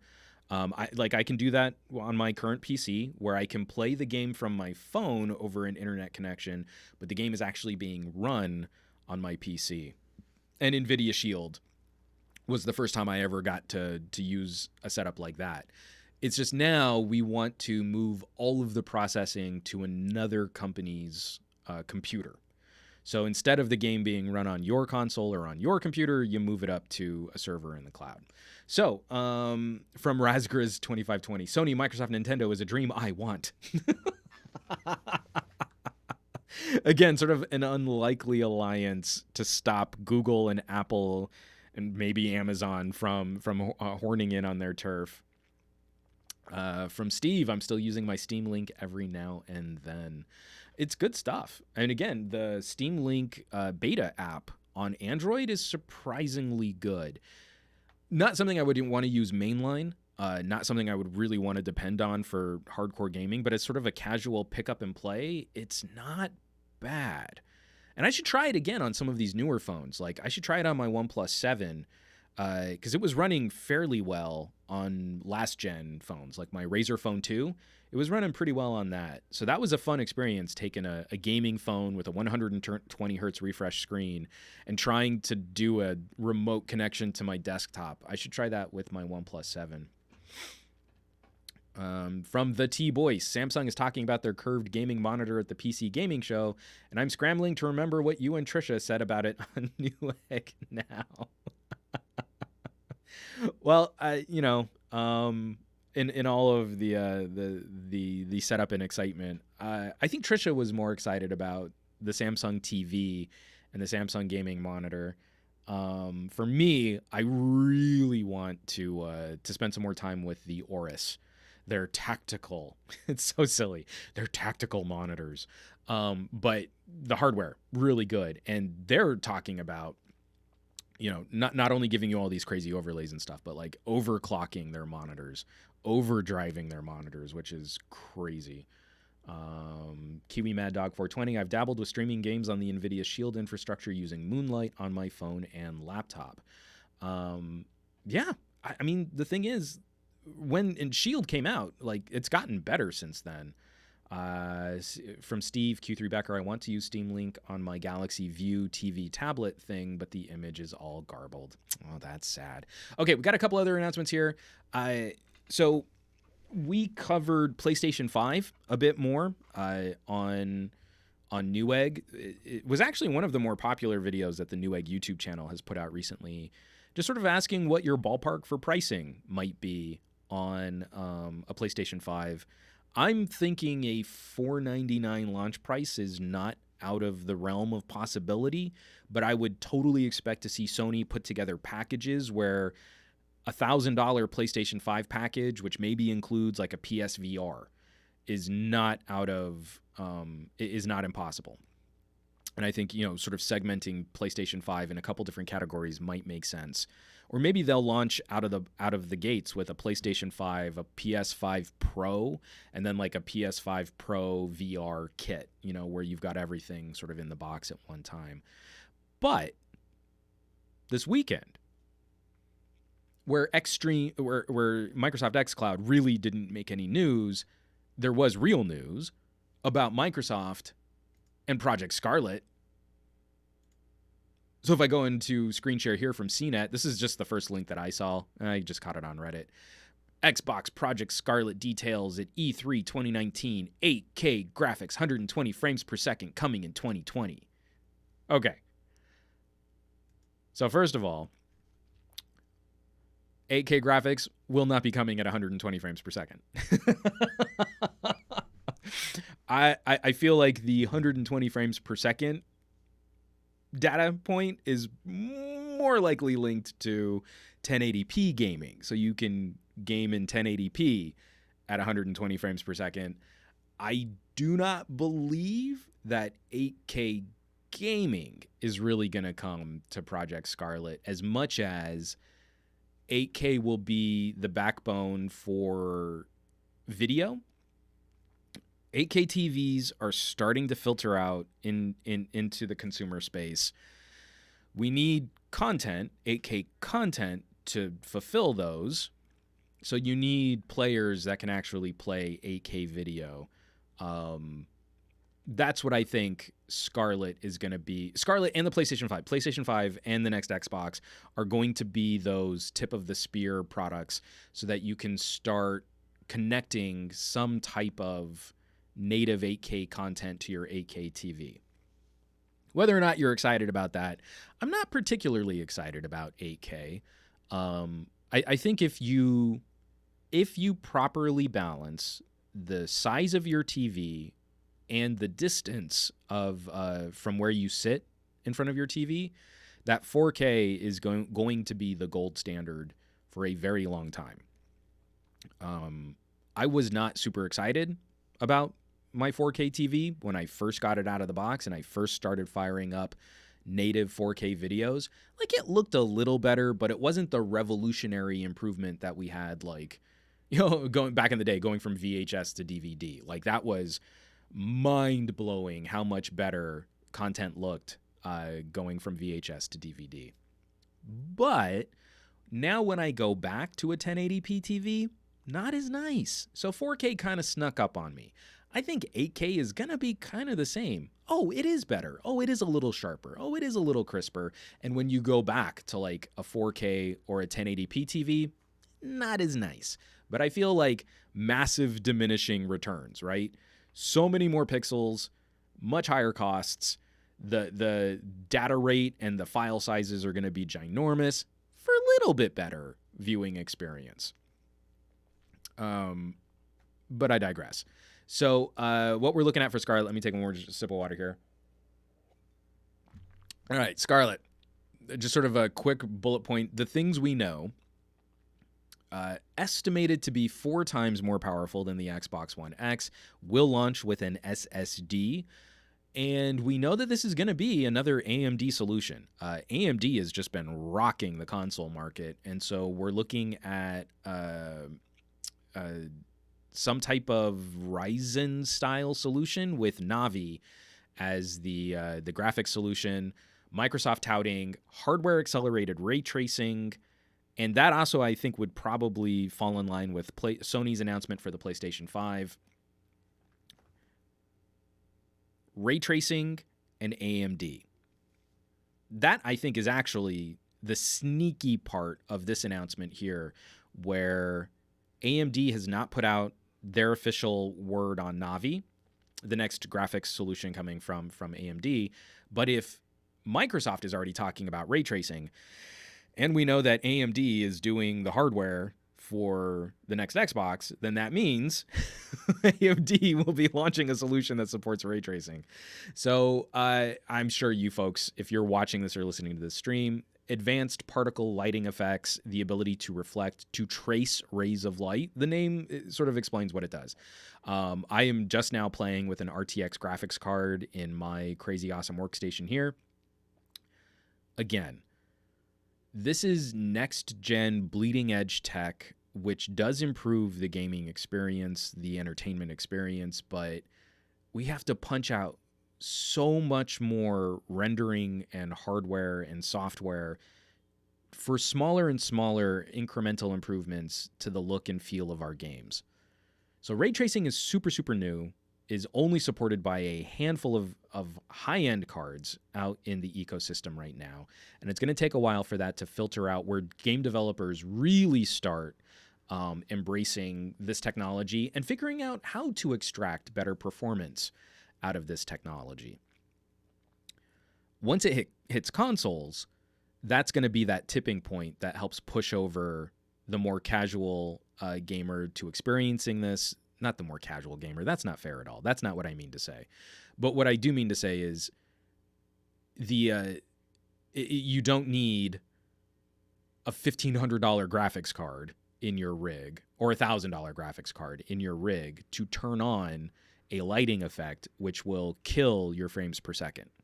That's currently where we're at because we really haven't figured out how to extract the performance and how to deliver the benefits of these advanced lighting effects in our current slate of games, our current collection of hardware. Once it goes to consoles, developers will have a test bed, a platform, an ecosystem of devices to experiment with in a way that will make this, I think, a bit more exciting. So... from Steve, have you tried Quake 2 RTX? I have not. So the only RTX title I've really played with is Tomb Raider. I did go back and I started playing some Tomb Raider. I set all of the combat difficulty to low, kept the puzzle difficulty high, flippin' love it. You feel invincible, and the game is still somewhat challenging, but, you know, I'm not the hardcore gamer what I used to be. And the lighting effects are cool, I guess. So anyway,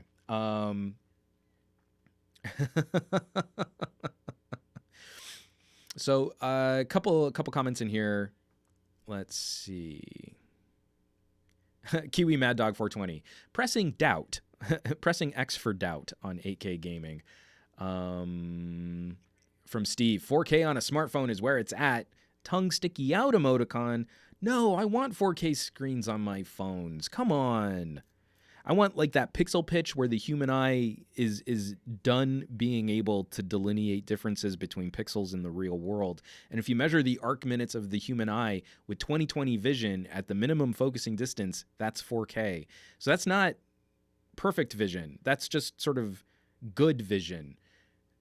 At that point, we're done. If we get to 4K screens on phones, we don't have to push any more pixels. Anyway, from Do More, they could get 4K at 120 hertz, but definitely not 8K at 120 hertz if Ryzen chipset and Navi GPU can pull off 120 hertz gaming at 4K.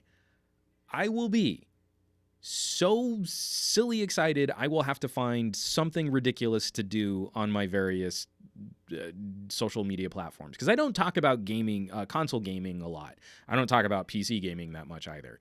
And I've lately been trying to find better mobile experiences. Like we could be taking smartphone gaming more seriously if we were getting better software, because the phones are stupid powerful and we're barely scratching the surface of what we can do with our phones. But if a console can pull off 120 frame per second 4K gaming, I don't know. Give me something ridiculous to do and maybe I'll consider doing it. But I don't know that we'll get there. I think 4K gaming at 60 frames per second could be pretty reasonable though. So we'll see.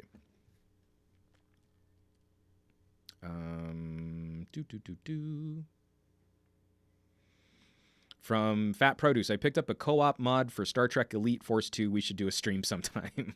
We should do a stream sometime. But does Star Trek Elite Force 2, do they have ray tracing enabled so that I can show off my fancy graphics card? Do they? I don't think so. So that's Xbox news. Project Scarlett.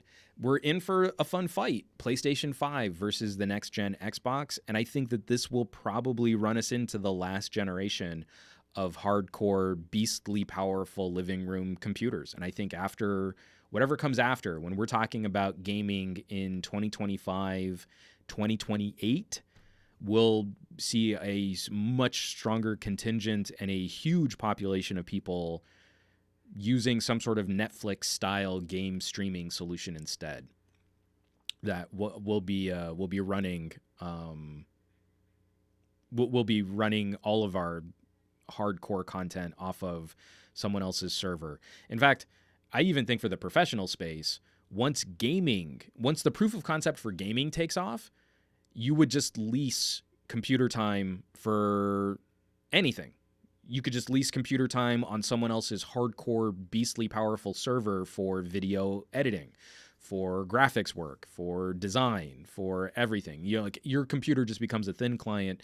If we can pull off gaming at a reasonable quality with a decent data connection, then the entire world opens up for every other heavy lifting computer solution to be done offsite, and you just have to buy a screen, and that's what you do it off of. From Steve, ain't that an SNES Mini I see behind you? Yeah, it's right here. Yeah, I've got it connected to the TV. Right now, my daughter's favorite game is the fighting game, and she means Street Fighter 2, where she picks Blanca or Chun-Li, and she just pushes one button until I walk into her punches or kicks. And it's adorable. My daughter playing Street Fighter 2 is hilarious and adorable. From Doomer, if Valve would make an app store for its Steam games, then I believe gaming on smartphones could improve.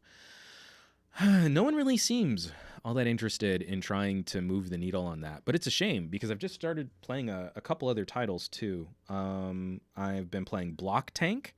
That's an older game, but it's kind of addictive for me. Just these little blocky, cartoony tanks that you have to kill on these very limited little maps. Super fun. Bright Ridge is surprisingly good. Sort of an open world exploration RPG. So I would say sort of PS3 era graphics, but you can turn up all of the eye candy. Like you go in like a PC game and you turn on draw distance and foliage and water reflectivity and shadow detail, just like you would for a PC game. And it used to choke. It came out 2018, I believe, but it used to choke Snapdragon 845 phones. Like it was a hard game to run on a Snapdragon 835, and now on the 855, like it's looking real good on my OnePlus 7 Pro, and it's just a charming sort of Zelda wannabe go explore the world and get into this sort of fantasy of, you know, aliens and different people. And I don't want to spoil the game, but you could check that out.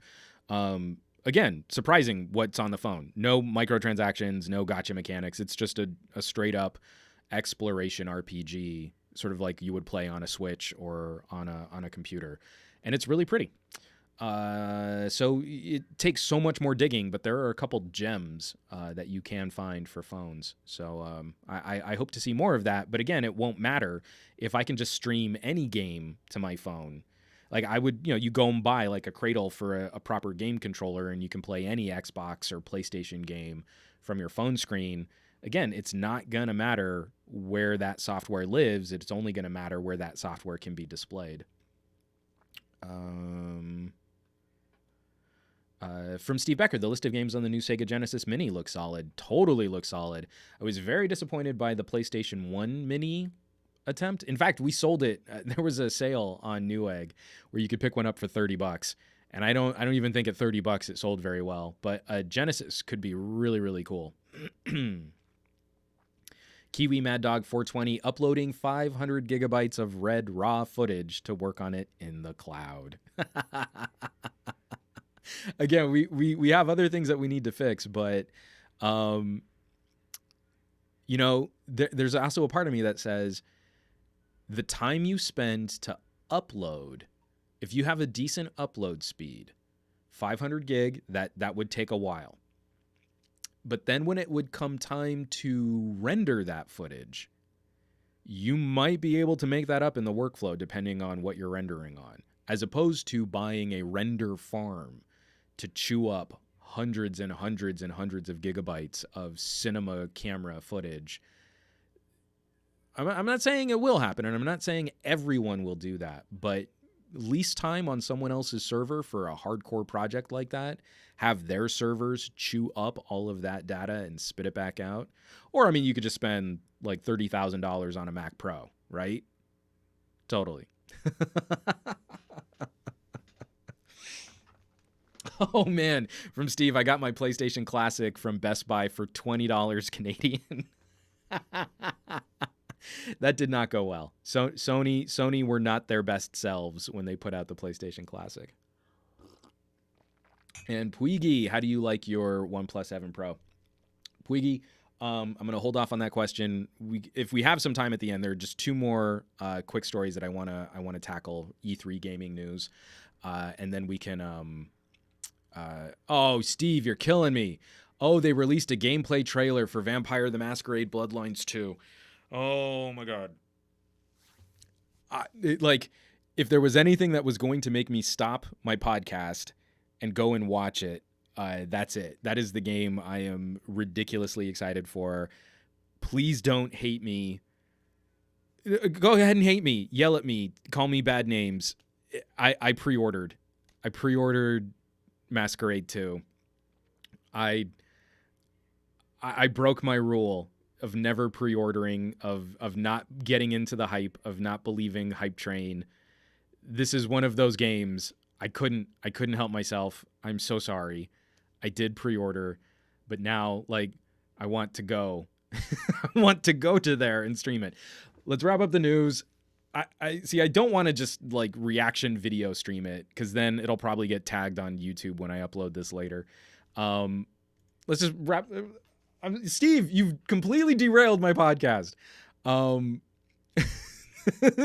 This quick bit of news. I think the other game that the game that's truly breaking the internet, not just breaking me, Cyberpunk 2077. We got the big reveal, what I'm going to use for the thumbnail of this podcast. Keanu Reeves, how are we feeling? I think that's an exciting reveal. This is like CD Projekt Red. Cyberpunk 2077 has been just building all kinds of hype, has been the internet darling. And over the last couple of years, we've seen this sort of celebration of Keanu Reeves as a performer. So putting the two together seemed to absolutely annihilate Reddit for an entire afternoon. But I just absolutely adored This one I'll actually kind of play out here. Let me go into screen share, and I think I can turn up my audio on this just a little bit. Gary the fireman, Keanu voice. Whoa. All right, this is what just again, if I needed another excuse to absolutely adore this man, it's listening to him get positive heckled at E3. I tell you, the feeling of being there, of walking the streets of the future, is really going to be breathtaking. You're breathtaking. You're breathtaking. You're all breathtaking. All right. So I got to finish this. So tell me. I mean, he's so adorable. Come on, how can you not love Keanu Reeves? Right off the cuff like that. No, you're breathtaking.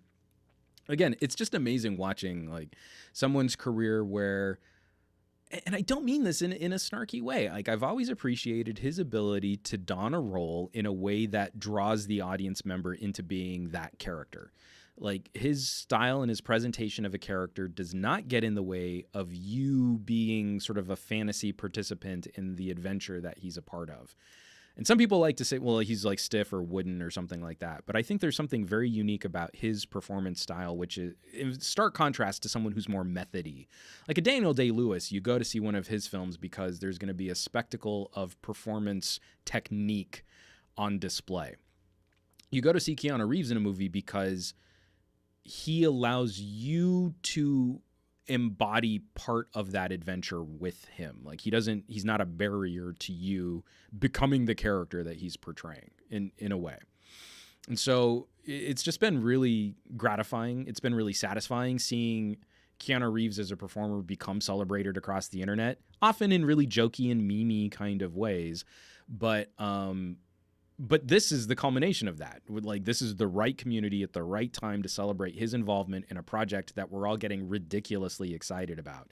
So I don't know if you've been watching the recent Cyberpunk trailers, some of the gameplay footage that's been slowly filtering out, but the new reveal trailer for Keanu Reeves being in this game is phenomenal. There's a sequence. I mean, I know this is all the pre-rendered and the cutscene kind of footage, but even just from the animation and the art direction that's going to be going into this game as a character is washing blood off of their hands, there is so much craft and so much storytelling, attention to detail going into 2077. I mean, like, I'm trying to keep expectations in check, but I am getting more and more silly excited by the day for Cyberpunk. Again, I'm not breaking any news there. This is one of the biggest gaming properties of the current zeitgeist of gaming discussion, and it's just getting more and more difficult to keep my expectations in check. And then Keanu Reeves walks out on stage, and you're like, damn, I don't want to be so excited about a celebrity being in a video game, but I'm getting really excited about a celebrity being in a video game. From Aditya, Keanu is straight up owning 2019. He's a go from my side. From Andrew Wallace, Cyberpunk will be the first game I've paid full price for in at least half a decade. Oof. Razgriz, you're breathtaking. He always seems to be one of the nice guys in Hollywood alongside Tom Hanks. I don't think I've ever caught a negative Keanu Reeves story. Like, Keanu Reeves was a douche on set. I don't think I've ever seen that. Not to say that it doesn't happen. Making movies is stressful. I'm sure there have been individual sort of like conflicts or Keanu having difficulties with someone on set or chemistry not working. I mean, I'm sure that kind of stuff happens all the time, but I don't think you've ever seen that meltdown, breakdown, diva moment from someone like Keanu Reeves. And then you just hear like these like urban legend stories of him crashing a wedding or buying someone's groceries or he's one of those guys. And like Tom Hanks is another great example. You're just happy when he does well and he succeeds, and that makes you feel good. And it's a nice just change of pace from the other types of stories that we talk about in the tech and gaming and Hollywood sphere of influence. From Andrew, Keanu has a minimalism in his performances that allows the viewer to step into his shoes. I completely agree. And from Steve again, was a nice surprise when watching it live. It wasn't like Keanu Reeves presents Cyberpunk 2077 featuring Keanu Reeves. No, see, even when he walks out on stage, I'm sorry, I'm getting really like fanboy about Keanu Reeves right now. Even when he walks out on stage to announce his involvement in a video game that we're already hyped about, it's still about bringing you into the excitement of being hyped about a game that we were already hyped about. Again, the man has this natural and innate ability to just sort of draw you in and like, hey, I'm excited about this. Aren't you excited about it too? And you're like, why, yes, Mr. Reeves, I'm very excited about this. Made more so by the fact that you just held my hand through why I should be excited about this. All right. Two quick wrap-ups. I'm not going to talk too much about these because I want you to go and catch the articles. Two stories from Game Crate. Again, my buddies, some of the Newegg Ninjas are also part of the Game Crate team. The two other games that I've been getting more and more excited about, again, just got eclipsed by Vampire the Masquerade 2 Bloodlines, which I'm going to immediately scurry off to go and watch the trailer on that. But this is the other game. I got to spend some time talking to the team on Control. This is from Alan Wake producer. They got to go hands-on, and I'm super mad. But from Remedy, the Game Crate guys went hands-on. Control elegantly combines gunplay and telekinesis, which these are gaming mechanics that I've absolutely adored since Half-Life, with the gravity gun, being able to manipulate objects. And then if it's coming from Remedy, I have to believe that there's going to be a funky twist on the existential philosophy of the world that they create. Again, if you've played Alan Wake, I wasn't super into Quantum Break, but I am getting increasingly excited for Control. So they have a whole write-up of what some gameplay sequences were like, what some of the mechanics were like, and how the feel of the telekinesis and gravity manipulation works. So I definitely recommend checking that article out. And then, if we're talking about telekinetic superhero people with awesome weapons, we've got to talk about Star Wars Jedi Fallen Order. Could this be a return to EA not being the absolute worst? Could this help resurrect EA in the minds of gamers for not wrecking Star Wars properties? Standalone, they claim no microtransactions, but this is an early look. I mean, I would recommend checking out the actual the replay.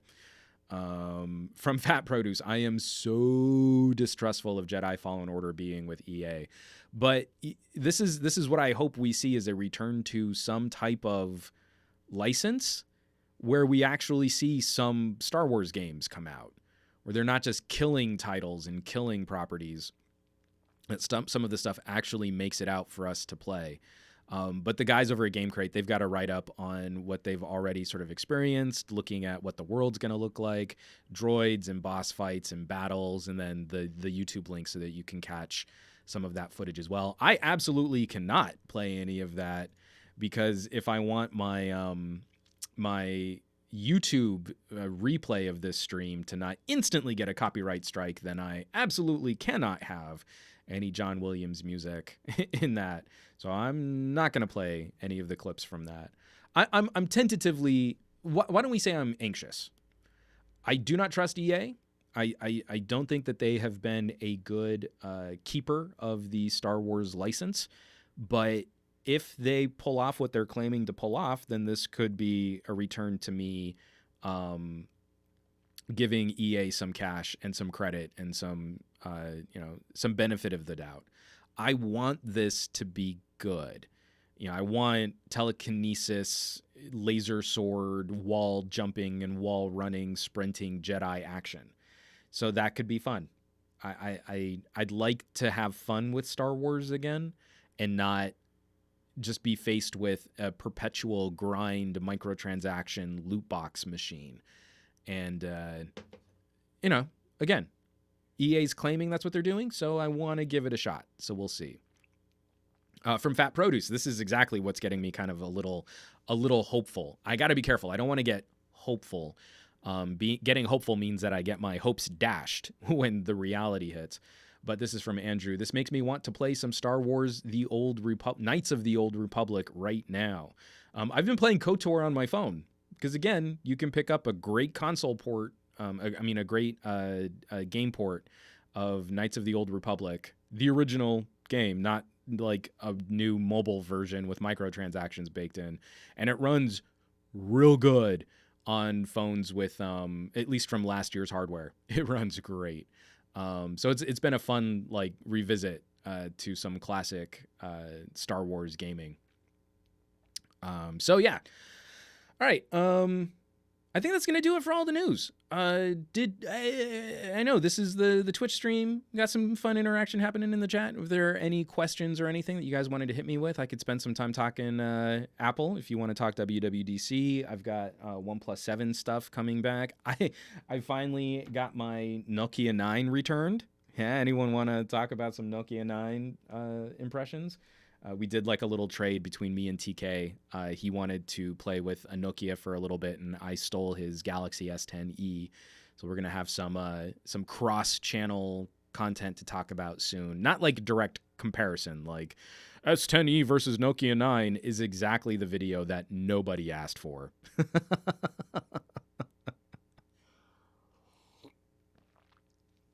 From Steve, cheese grater, am I right? Ha ha! That joke is role played out, and I hope that's what you're saying there. From Gary the Fireman, $1,000 stand. That is all. The thing about Apple, I'm happy for Mac users because the pro market has been terribly neglected for years. I do not count that awful diaper genie of a Mac Pro tower as a real Mac Pro. And now we're back to a real Mac Pro. Standardized components. They were talking about plug-in cards and ASICs and Xeon processors. And I don't love the design, but it is a throwback to the classic Mac Pro towers of old. I mean, I started my Department of Energy contract. I had my hands in the guts of dual core, dual socket G5s. I miss that Apple. And this is kind of a retro throwback to that kind of Apple. I don't love the cooling. I think air cooling is an interesting idea because Apple actually helped kick off workstation liquid cooling. Computers with radiators. They popularized that idea back in the day. So I thought they were going to go liquid cooling again, especially if you've ever picked up like a Corsair 1. The Corsair 1 is what the old Diaper Genie Mac Pro should have been.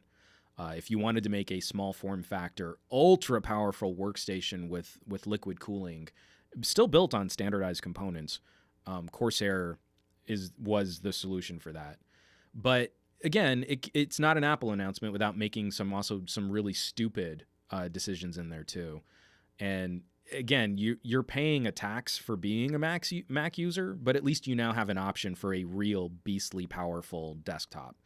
The monitor situation is just infuriating that they've got $1,000 stand that's going to convince you instead to go and spend hundreds on a clip to make your monitor VESA compatible.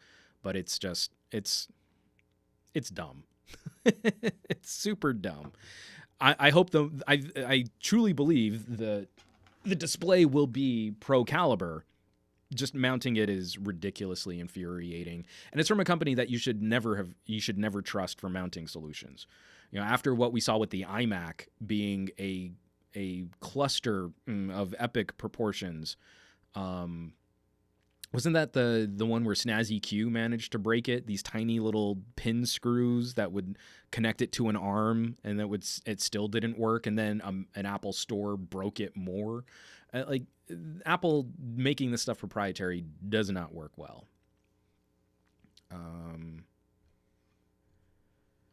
There were some other.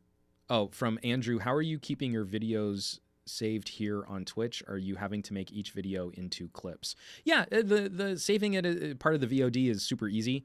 All I've been doing is just trimming off the intro. You know, I have that 5-minute stream as we're getting ready for the broadcast. So I just cut that off, save it as a separate clip, and then that's what I'm going to import over to YouTube. These will go back up on YouTube. It's just I want to do the actual live stream and chat and interaction here. From Razgriz 2520, $6,000 base model plus $5,000 monitor plus $1,000 stand. Cries in money.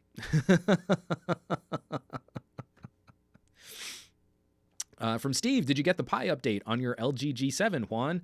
Well, I haven't gotten my LG G7 back from my wife yet. So we were talking about getting her a Pixel, but you know, she's doing fine on her G7. You know, it's fine. She can just keep using that. We don't have to spend the money. I'm never going to get my G7 back.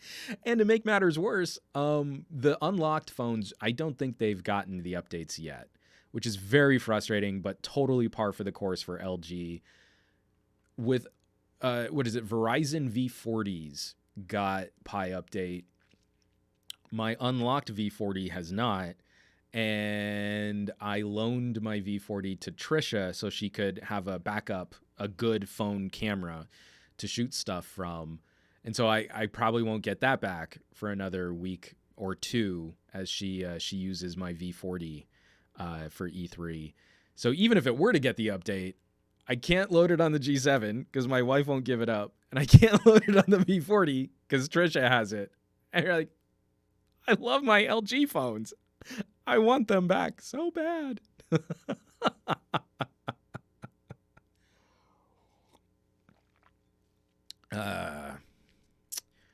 And Anil, no updates for the G7 in Europe as well. I haven't received an update since March. Again, you do not get an LG for software support. I will say I would prefer no software support to software updates that remove features. So using the Galaxy for a while was not as fun as I was hoping it would be. But yeah, you get an LG for what it does out of the box. And then if it does get some updates, well, that's just gravy. It's always been the perpetual compromise is there are things on an LG that I cannot get anywhere else. And the compromise is having to deal with software that's less fun to use. From Doomer. Recently, I got my device updated to Android Pie, but because Google kind of broke trouble stuff in April and May security patches, I'm being forced to try out EMUI 9.1. I'm totally not getting that. So I'm assuming that means you're on an Honor or a Huawei. The more recent updates there have been okay. I just don't like Huawei's regional update strategy, where they seem to lock regions out of updates. So we just heard news like there was going to be a whole bunch of stuff for the Mate 10. My Mate 10 is still on launch software, and I haven't been able to find a way to really move it forward. And even with like funky Huawei and some of those other like pay to crack sites to get you into Huawei, it's not something I really care that much about to force the issue. But the only phones that I've gotten some updates on recently have been Honors. So I can't even say like what's going on with Huawei with Mates. We're talking beastly powerful smartphones, and I'm totally locked out. I'm totally stuck. So I can definitely appreciate some frustration there with what they've been doing recently on their update strategy too. And speaking of features, Huawei's EMUI 9.1 downgraded my camera image resolution from 13 to 8. That seems wrong.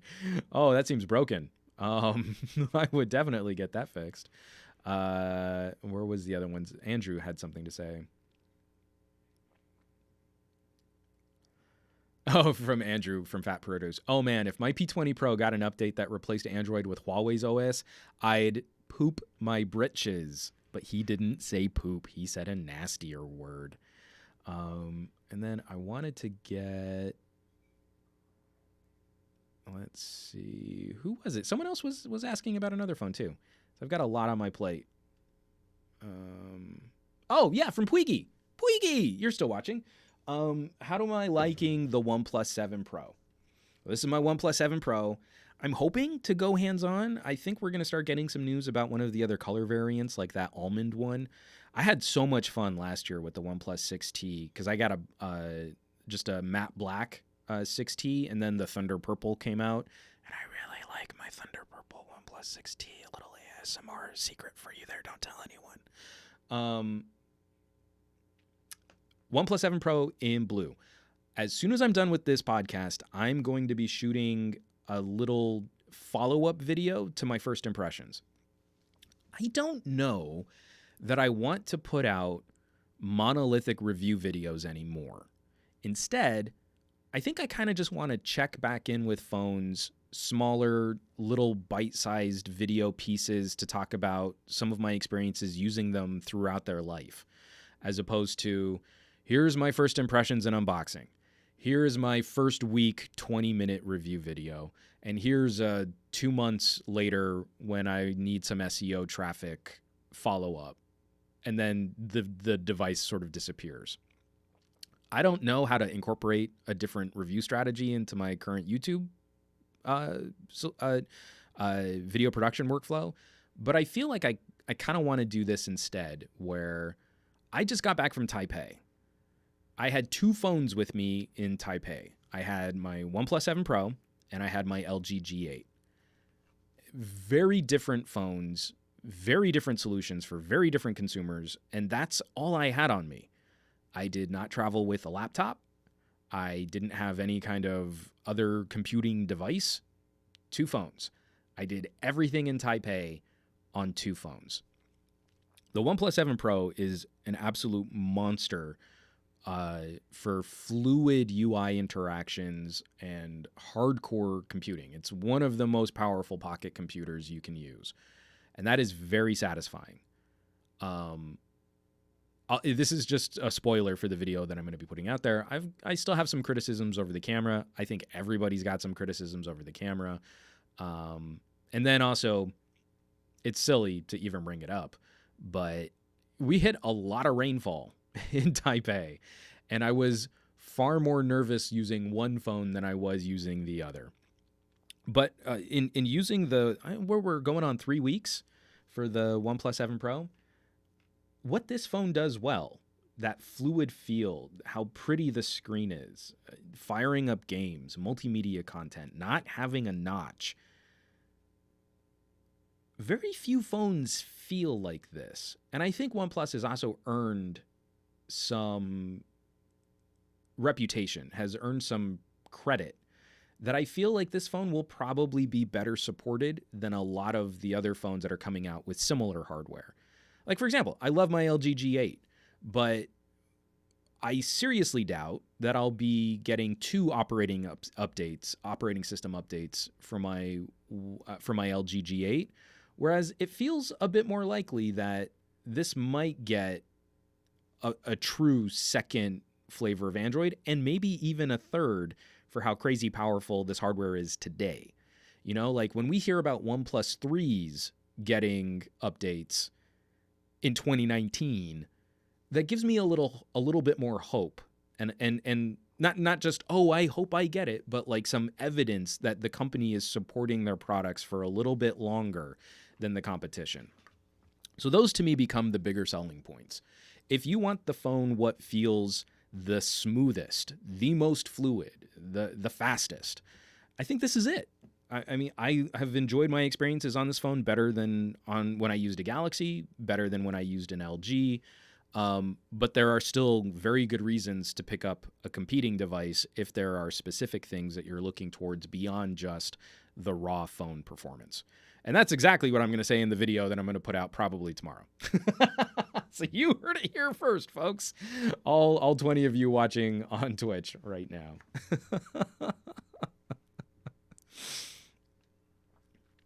Let me just go through these last couple updates here. No a Pi update in Canada. Let's see.